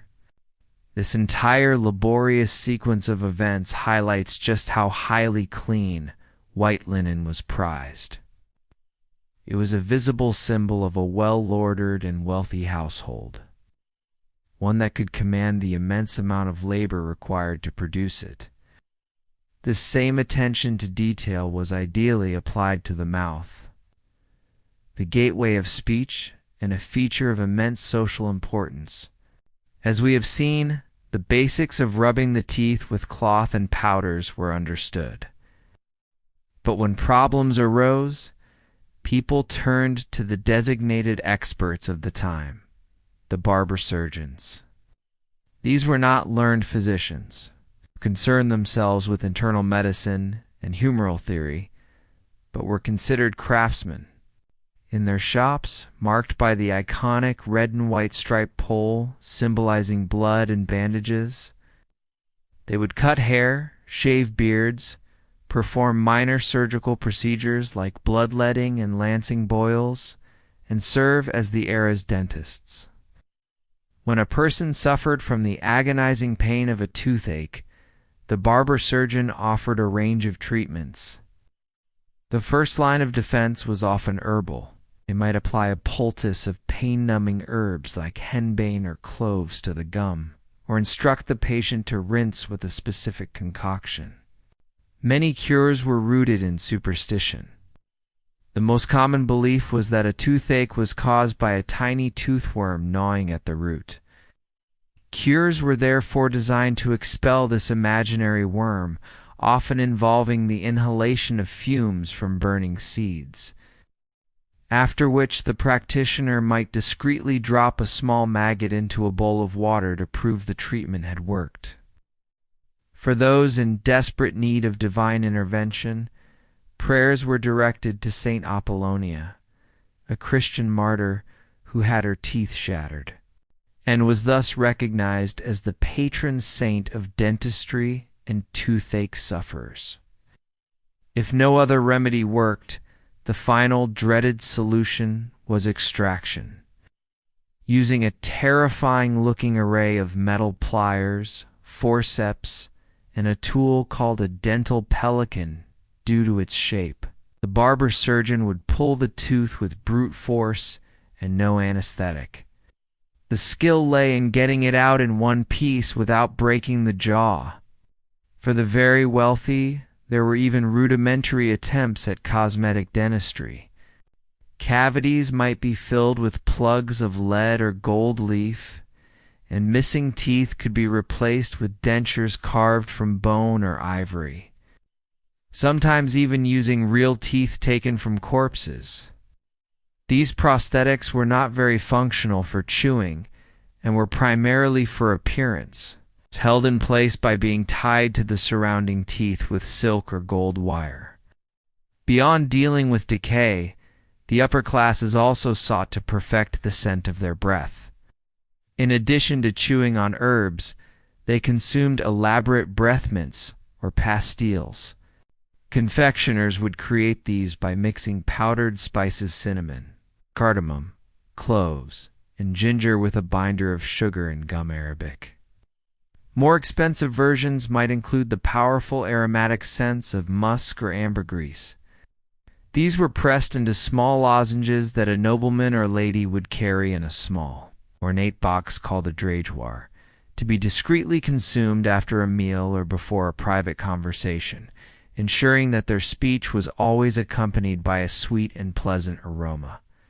This desire to manage the sensory environment was a constant challenge, extending from the personal space of the body to the broader household. The medieval solution to human waste disposal was functional, if not always pleasant. In a castle or large manor house, the toilet, known as a garderobe or a privy, was a feat of engineering. It was typically a small room or closet built into the thickness of the castle's outer wall. Inside was a stone or wooden bench with one or more holes cut into it. The shaft below, called a chute, would drop straight down the outside of the wall, depositing the waste directly into the moat below, or into a dedicated cesspit at the base of the castle. The name garderobe, which also means wardrobe, is believed to have come from the practice of hanging expensive clothes in these toilet shafts, as the strong ammonia fumes from the urine were an effective deterrent against moths and other insects. In the crowded, tightly packed towns and cities, sanitation was a far greater challenge. Most households used a simple chamber pot, which, in the absence of a household privy, was often unceremoniously emptied out of a window into the street below. Although this was often illegal, the cry of guard is low. Beware of the water. It was a common warning to passers-by in medieval streets. Most streets had a central channel or kennel that served as an open sewer, carrying rainwater and household waste down to the nearest river. To combat the filth, cities employed officials known as rakers or scavengers, whose job it was to clean the streets of refuse and cart it away to dumps outside the city walls. This constant battle against mud, waste, and foul odors in the public sphere provides a stark context for the aristocracy's intense focus on their private world of clean linen, fragrant pomanders, and sweet-smelling breath. It was a way of creating a small personal island of purity in a world that was often overwhelmingly pungent. The profound value placed upon clean linen extended far beyond the realm of personal undergarments.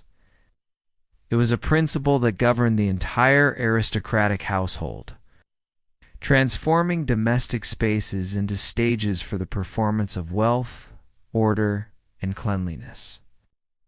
The most important of these stages was the dining table in the great hall. Formal feast was one of the primary arenas for the display of power and status, and the foundation of this display was the table linen. The table, a long set of trestles, was draped with a magnificent tablecloth, often made of fine imported linen from the Low Countries.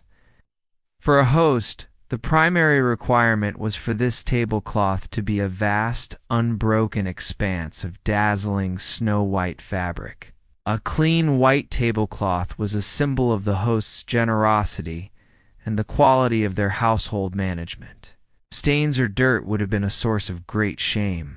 Napkins were another crucial element of this dining theater.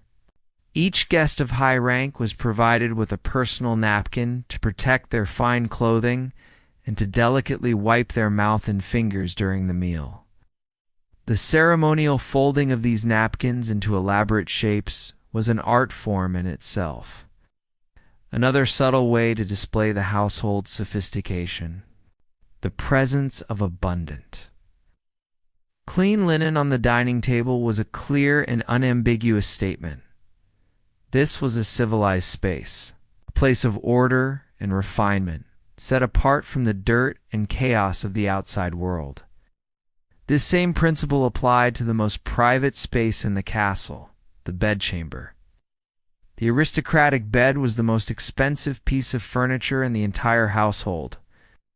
It was a large, imposing structure, often intricately carved with a canopy and thick, heavy curtains that could be drawn to create a small, private room within a room.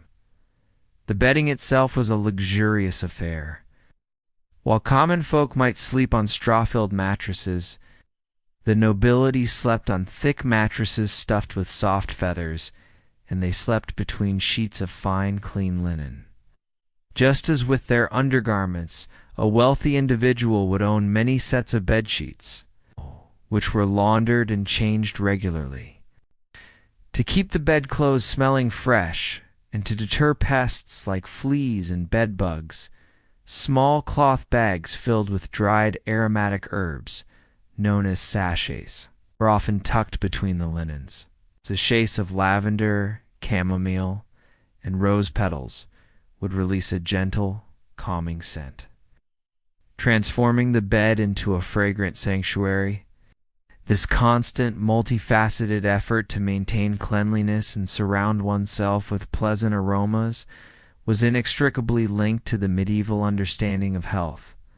The fight against dirt and foul odors was, in essence, a fight against disease.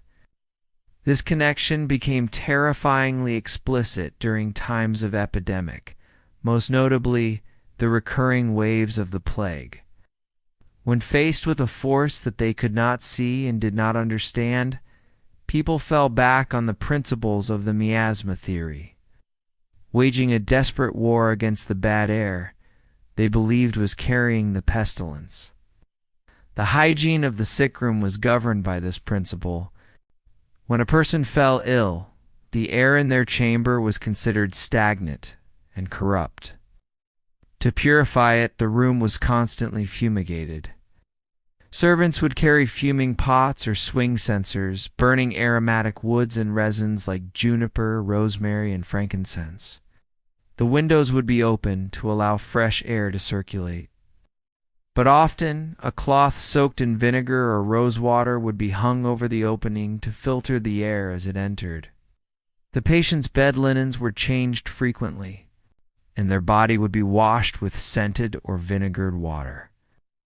During a major plague outbreak, these practices were amplified on a massive public scale. Civic authorities would order huge bonfires to be lit on street corners, hoping that the intense heat and thick smoke would cleanse the city's air of the pestilential miasma. The most iconic image of this struggle is that of the plague doctor, with his long bird-like mask. This mask was not just a terrifying costume, it was a primitive form of respirator. The long beak was stuffed with a potent mixture of aromatic herbs, spices, and vinegar-soaked sponges. The doctor believed that by breathing only this heavily perfumed and filtered air, he would be protected from the deadly miasma emanating from his patients. People carried pomanders more feverishly than ever, and they would wash themselves, their clothes, and even the coins they used for transactions in vinegar. It's powerful. Sharp scent believed to be a potent disinfectant against the invisible poison in the air. This deep connection between scent, cleanliness, and well-being found its ultimate expression in the spiritual realm. The church taught that cleanliness was next to godliness, linking physical purity with spiritual virtue. People were expected to present themselves to God in a clean state, washing their hands and face before attending church. The ritual use of the holy water stoop at the entrance of the church was a symbolic act of cleansing, washing away the sins and impurities of the secular world before entering the sacred space. The medieval church itself was a curated sensory experience, and scent was perhaps its most powerful tool. The interior of a great cathedral was designed to transport the worshipper to a different, or heavenly plane, and it had a distinct and unforgettable smell.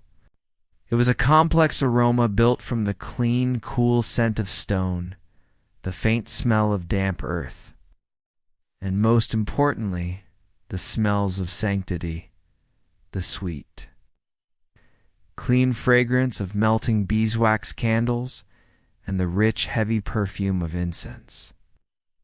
Beeswax candles were far more expensive than the common tallow candles made from animal fat, which produced a greasy, sooty smoke. The clean, sweet smell of beeswax was therefore a scent of reverence and wealth. During the most sacred part of the Mass, the priest would swing a censer, releasing thick, billowing clouds of incense, typically frankincense and myrrh. This sacred smoke was believed to purify the space, to carry the prayers of the congregation up to heaven, to create an atmosphere worthy of the presence of God.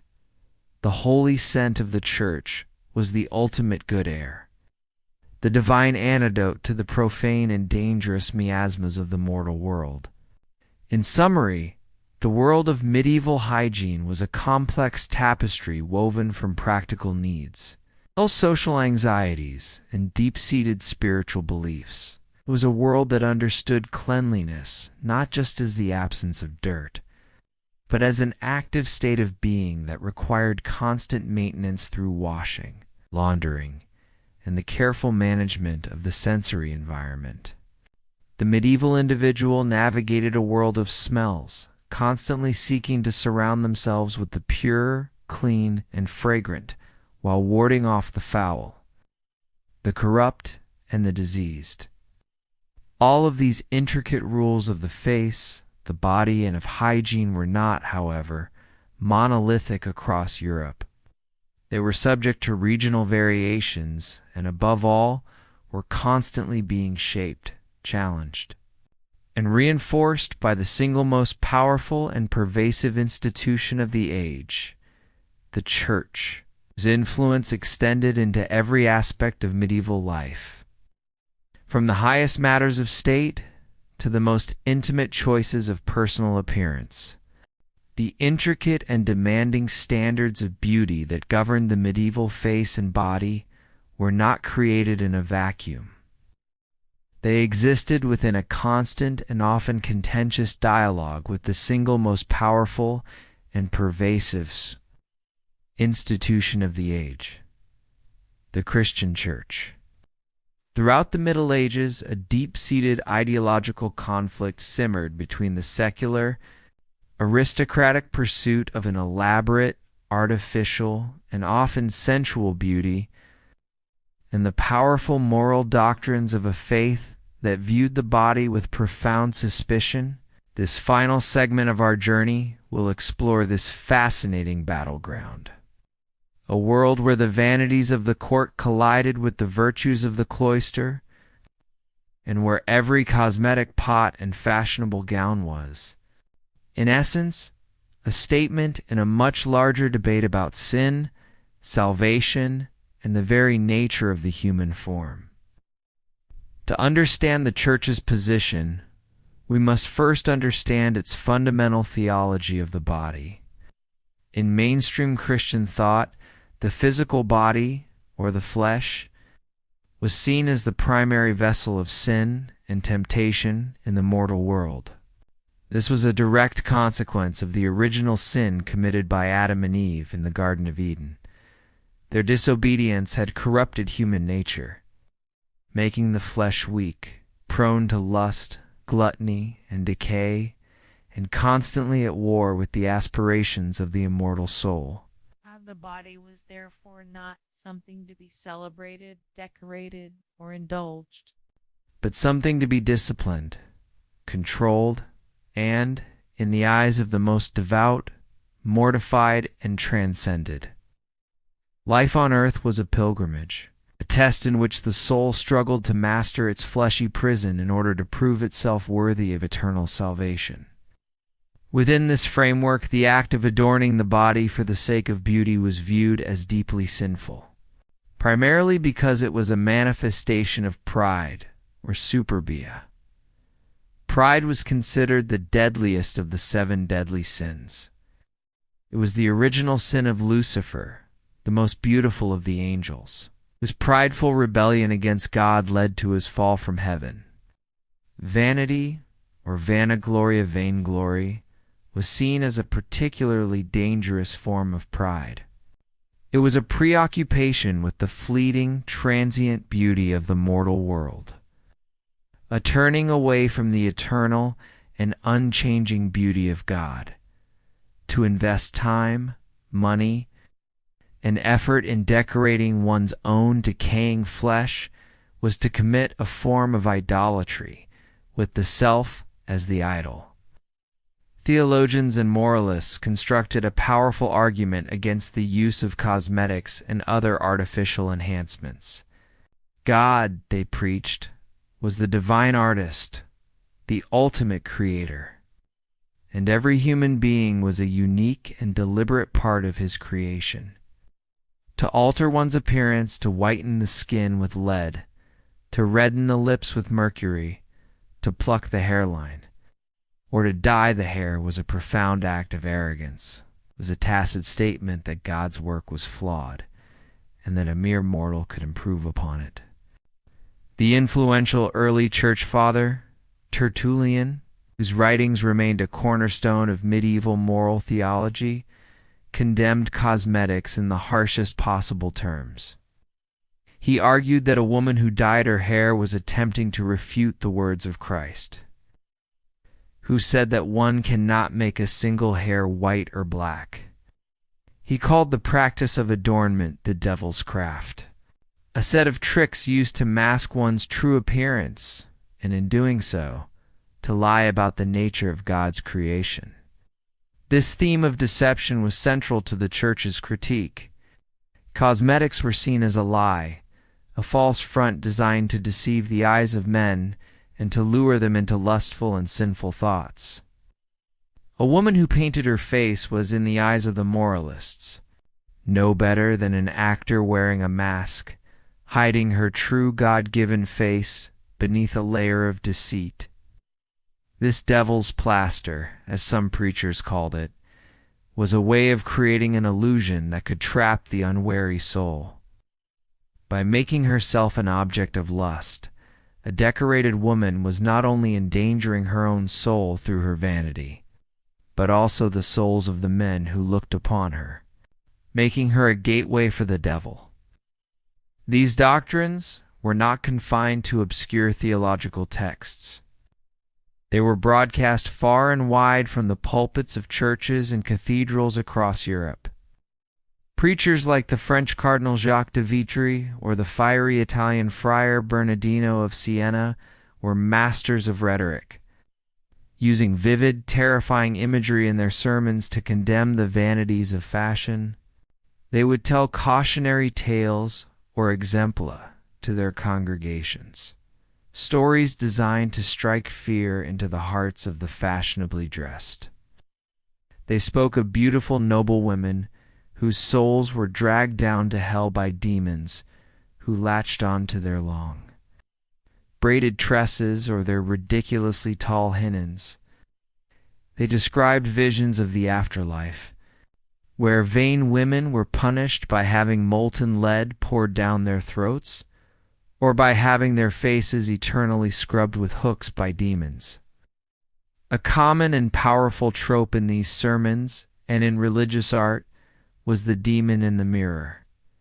Numerous manuscript illuminations, sculptures, and woodcuts from the period depict a richly dressed woman gazing into her hand mirror in an act of vanity.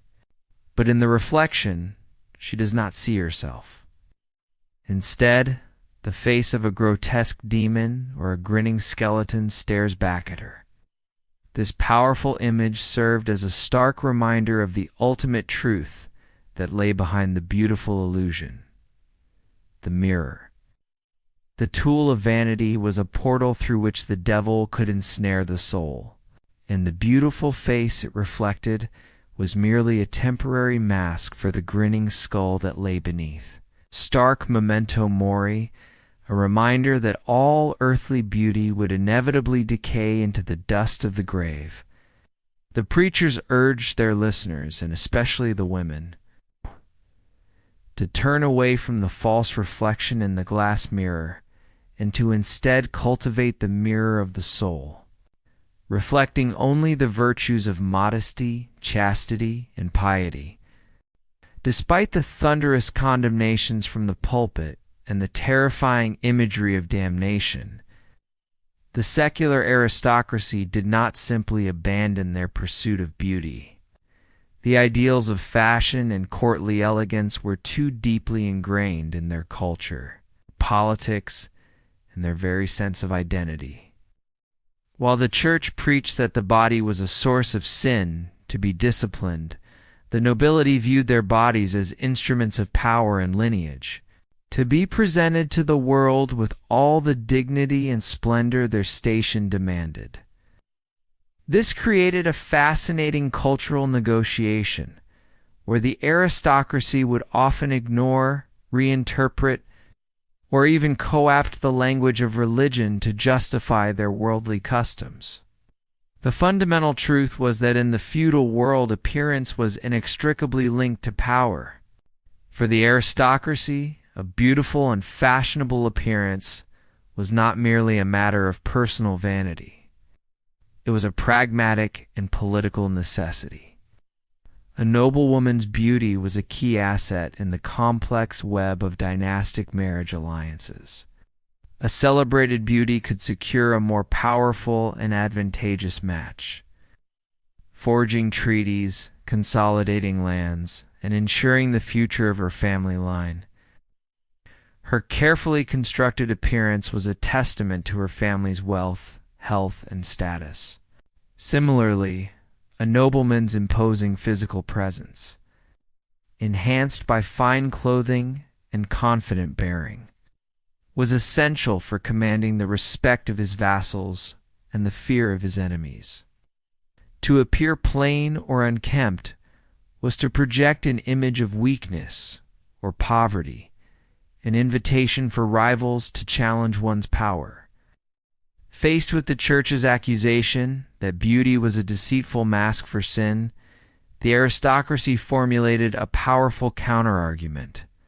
Drawing on Neoplatonic ideas that had filtered into medieval thought, they proposed that exceptional outer beauty was not a deception, but rather a direct reflection of inner virtue and nobility. A woman was beautiful, they argued, precisely because her soul was good, pure, and noble. Her physical appearance was a divine gift, an outward sign of her innate grace. This elegant piece of intellectual judo completely turned the church's argument on its head. The high forehead was no longer just a fashion. It was a sign of God-given intelligence. The pale skin was not just a marker of leisure, it was a symbol of a pure and untainted inner life. This allowed the nobility to pursue the very same beauty standards, while reframing them not as acts of vanity, but as the natural and proper expression of their superior moral and spiritual state. This tension between pious asceticism and worldly display could sometimes boil over into moments of intense religious fervor. The most dramatic examples of this were the bonfires of the vanities, events where charismatic preachers would whip a populace into a frenzy of repentance. The most famous of these was orchestrated by the Dominican friar Girolamo Savonarola in Florence in the late 15th century. But it was the culmination of a long tradition of such public displays. During these events, citizens would be persuaded to willingly give up their worldly vanities to be destroyed in a great public bonfire. Processions of penitents would go from house to house, collecting mirrors, cosmetic pots, false hair, perfumes, and ornate dresses. These were piled high in the city square, along with other symbols of worldly pleasure, like playing cards, dice, and secular books and paintings. The resulting inferno was a powerful and dramatic spectacle, a moment when the preacher's vision of a godly, unadorned society seemed to triumph over the vanities of the secular world. And yet, these moments were almost always temporary. The fires would die down, the preacher's influence would wane, and slowly but surely the mirrors, cosmetics, and fine clothes would reappear. The deeply ingrained cultural need for beauty and display was simply too powerful to be extinguished by a single fire. While this conflict between piety and vanity played out across Europe, the specific ideals of beauty were not entirely uniform. The shared culture of the aristocracy and the universal authority of the Catholic Church created a broadly consistent set of standards. But distinct regional variations began to emerge, influenced by climate, trade, and local artistic tastes. The courts of France and later the glittering court of the Duchy of Burgundy were the undisputed trendsetters of Northern Europe. They were the epicenters of the High Gothic style. And it was here that the ideals of beauty were pushed to their most extreme and artificial limits. The French and Burgundian courts favored the most dramatically plucked hairlines, the most impossibly slender and ethereal silhouettes, and the most architecturally complex and towering headdresses. Theirs was a beauty of pure artifice and theatricality, a deliberate departure from the natural form that was widely emulated, not always perfectly matched, by the other courts of the North, including England. English fashion often followed the French lead, but tended to be slightly more conservative and less extreme in its execution. In the city-states of Italy, a different aesthetic began to flourish, particularly as the early Renaissance gathered pace. While pale skin was still highly prized, the Italian ideal often allowed for more warmth and color than the ghostly pallor favored in the North. Italian art from the period, for example, often depicts women with a softer, more golden complexion. The city of Venice, a major trading hub with the East, became particularly famous for its unique hair color. The celebrated Venetian blonde was a shade of reddish gold, a color that came to be known as Titian, after the great Venetian painter who so often depicted it. Venetian women would achieve this color by applying a bleaching mixture to their hair, and then sitting for hours in the sun on their balconies or rooftops, wearing a special crownless hat called a solana. This device had a wide brim to shade their precious pale skin, while a hole in the top allowed the hair, spread out over the brim, to be bleached by the sun.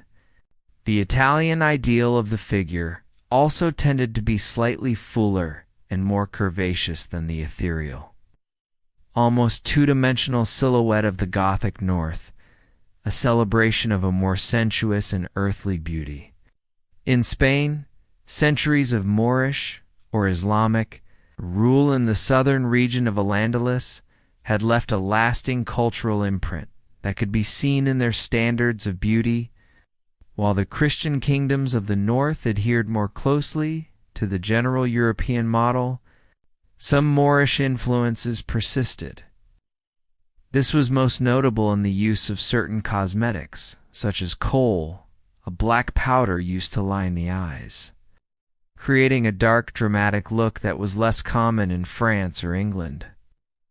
There was also a greater emphasis on rich, dark fabrics, intricate geometric patterns, fine metalwork in Spanish fashion, a legacy of the sophisticated aesthetic of their former rulers. These regional variations added a layer of complexity to the medieval landscape of beauty, creating a world where a Venetian merchant's wife, Burgundian duchess, and a Spanish princess might all subscribe to the same general principles of beauty, yet express them in subtly but distinctly different ways. The story of medieval beauty, as we have explored it through the lens of art, literature, and courtly customs, is overwhelmingly the story of the 1%. The elaborate rituals, the dangerous cosmetics, the architectural clothing. These were the exclusive domain of the aristocracy and the very wealthiest members of the merchant class. But what of the vast majority of the population? What did beauty mean for the peasant woman who worked in the fields? Or the blacksmith's wife in a bustling town? For the 99% who lived outside the rarefied air of the court? The standards of appearance were shaped not by poetry and fashion, but by the far more pressing realities of labor, health, and survival. For the peasantry, the concept of beauty was rooted in pragmatism. An ideal peasant woman was not one who mirrored the delicate, swan-like fragility of the noble lady, but one who was strong, healthy, and capable. In a world where a family's survival depended on the physical labor of all its members, a desirable wife was one with a sturdy build, strong arms, and a resilient constitution. These were not seen as unfeminine traits, but as positive signs of a good worker and, crucially, of a woman who was healthy enough to endure the rigors of childbirth and raise strong children. Rosy cheeks were admired, not as a product of a mercury-based rouge, but as the natural flush of a healthy person working in the fresh air. Suntanned skin and calloused hands were not signs of low status. They were the unavoidable and respected marks of a life of productive labor. This is not to say that the peasantry had no sense of aesthetics or adornment. Their expressions of beauty were simply more modest and were rooted in cleanliness and neatness rather than expensive artifice. A young peasant girl would take great pride in her clean linen coif, the simple head covering worn by most common women. She might weave a colorful ribbon into her single, thick braid, or wear a simple leather belt to cinch her woolen tunic.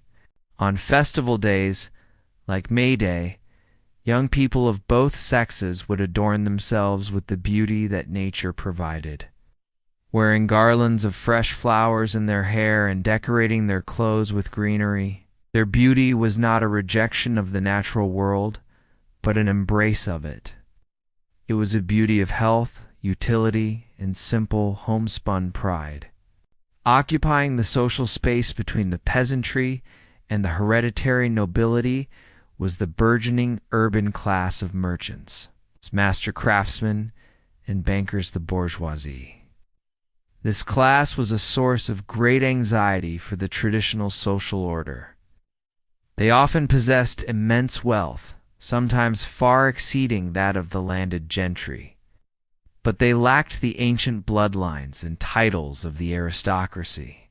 One of the primary ways they sought to bridge this gap and assert their newfound status was through imitation. They eagerly adopted the fashions and beauty standards of the court, using their wealth to purchase the fine fabrics, the furs, and the cosmetics that were meant to be the exclusive markers of the nobility. A wealthy merchant's wife would pluck her hairline, powder her face with surus, and wear a gown cut in the latest aristocratic style. Made from expensive velvet or brightly dyed wool, this aspirational dressing was a direct challenge to the established order. It blurred the carefully constructed visual lines that were supposed to make the social hierarchy instantly legible. It is precisely for this reason that sumptuary laws were so often enacted and reissued. These laws were a desperate attempt by the old aristocracy to legally forbid the urban rich from dressing above their station, to prevent a master tailor's wife from being mistaken for a duchess. The bourgeois pursuit of beauty was, in essence, a social and political act, a visual claim to a higher status than the one they had been born into. The language of beauty could also be subverted and used by those who existed on the fringes of respectable society. The figure of the prostitute, for example, occupied a complex and often contradictory space in the medieval town. While she was officially condemned by the church and relegated to specific districts, her appearance was often a hyper-stylized imitation of the aristocratic ideal. Prostitutes would frequently adopt the most extreme and provocative versions of courtly fashion to advertise their services and attract clients. They might wear necklines that were cut scandalously low, use heavier and more obvious makeup than a noble lady ever would, and, most significantly, they might wear their long hair uncovered in public, a privilege that was supposed to be reserved for unmarried virgins. This deliberate appropriation of the symbols of aristocratic beauty was deeply unsettling to the moralists of the day. It revealed the inherent theatricality of the ideal itself. In their sermons, preachers would often conflate the fashionable noblewoman and the prostitute, arguing that both used the same deceitful tricks of artifice: the painted face, styled hair, the alluring clothes, to ensnare the souls of men. In the preacher's eyes, the only difference was that one sold her body for a title and an estate, and the other for coin. The prostitute's appearance was a subversive parody, a testament to the power of the beauty ideal, but also a demonstration of how its language could be used for purposes that were far from noble. If the prostitute represented a subversion of the beauty ideal, the figure of the witch represented its complete inversion.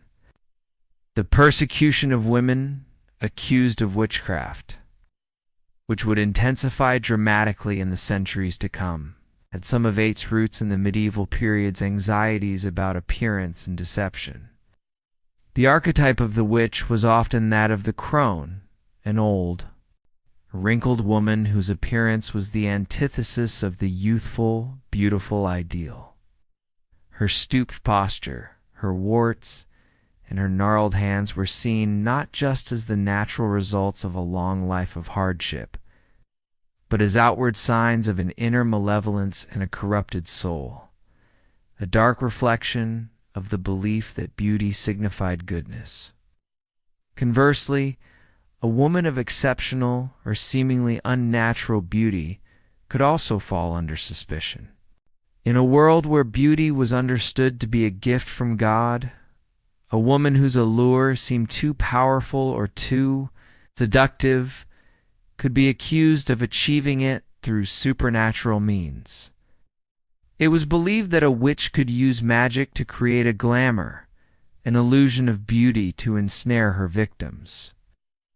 Stories and accusations abounded of witches who brewed magical potions from sinister ingredients to maintain their youth, or who made pacts with the devil in exchange for a captivating appearance. The beautiful face, in this context, became a demonic mask, the most dangerous deception of all. The very same ideals that defined the saintly Virgin Mary could, when viewed through the lens of fear and superstition, become the defining features of the malevolent witch. Ultimately, the entire complex system of medieval beauty can be understood as a profound and sustained effort to transform the human body into a living work of art. The aristocrats of the age were not simply getting dressed or putting on makeup. They were sculpting themselves day by day into the idealized forms that they saw all around them in the highest expressions of their culture. The body itself became a canvas, a piece of living sculpture, a performed poem. The goal was to erase the imperfections of the natural mortal flesh and to embody as closely as possible a transcendent and otherworldly ideal. When a noblewoman adopted the graceful, swaying escurve posture, she was consciously or unconsciously mimicking the serene figures of the Virgin Mary and the saints that adorn the portals of the great Gothic cathedrals. Her placid, emotionless facial expression, her high, clear forehead, and her modest, downcast eyes were a direct reflection of the beatific figures in stained glass windows and illuminated manuscripts. She was striving to become a living icon. Her physical form, a testament to the piety and nobility of her soul. Likewise, a knight, in his bearing and his carefully cultivated physique, sought to emulate the idealized effigies of his ancestors carved upon their tombs, a figure of martial power, noble lineage, and Christian virtue, frozen in an eternal state of readiness and repose. Life, in the aristocratic sphere, was a constant performance of art. This performance was guided by a script written in the ink of poets and troubadours. The heroines of courtly romance were the supermodels and celebrities of their day. their features described in painstaking and repetitive detail in countless songs and stories, provided a universal blueprint for the feminine ideal.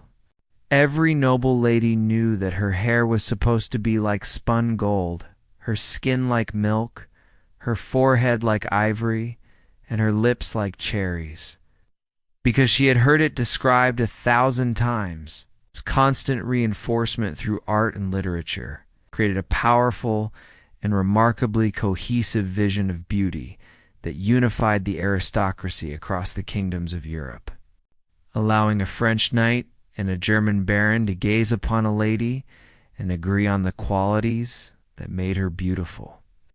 But this highly artificial, ethereal, and almost painfully delicate Gothic ideal would not last forever. As the Middle Ages waned and the first stirrings of the Renaissance began to emanate from the wealthy city-states of Italy, a profound shift in consciousness began to occur. The intellectual and artistic rediscovery of the classical world of ancient Greece and Rome brought with it a new set of aesthetic values. Where Gothic art had prized the otherworldly and the transcendent, Renaissance art began to celebrate the human and the natural. This new spirit brought with it a new ideal of beauty. The focus gradually shifted from the stylized, two-dimensional grace of the Gothic silhouette to a greater appreciation for the three-dimensional, naturalistic forms of the human body. The iconic escurve posture slowly gave way to the more natural and balanced contrapposto stance of classical sculpture. The ideal figure became fuller, more rounded, and more grounded in an appreciation of earthly human beauty.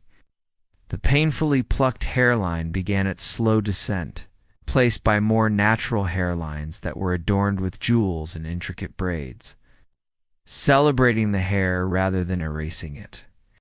The serene, placid mask of the medieval face was gradually replaced by the more expressive, psychologically present, and individualistic portraits of the Renaissance. The world was changing, and the ideal human form was changing with it.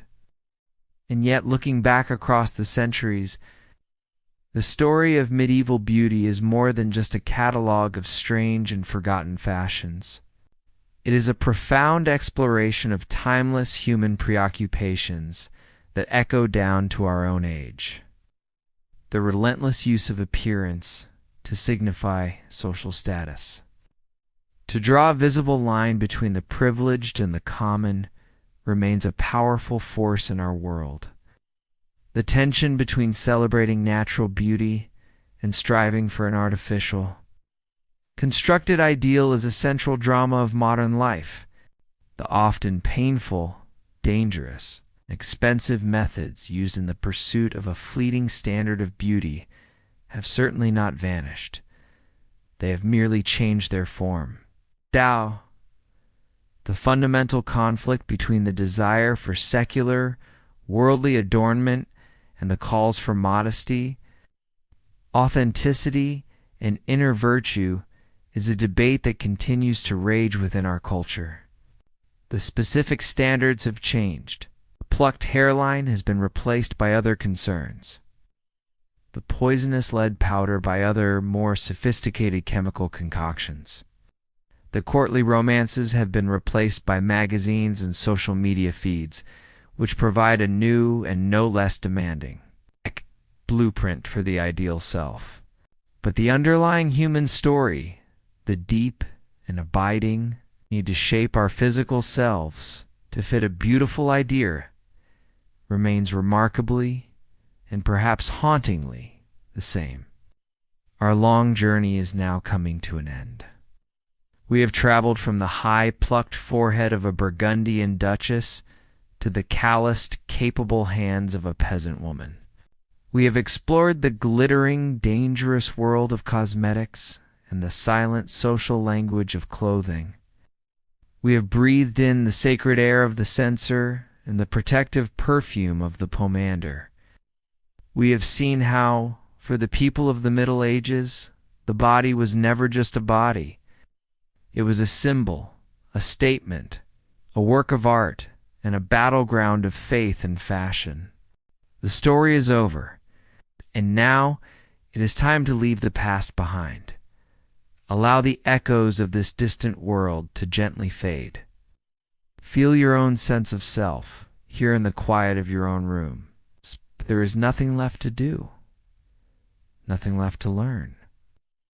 All that is left is to rest, to let go of the day, and to drift into a deep and peaceful sleep.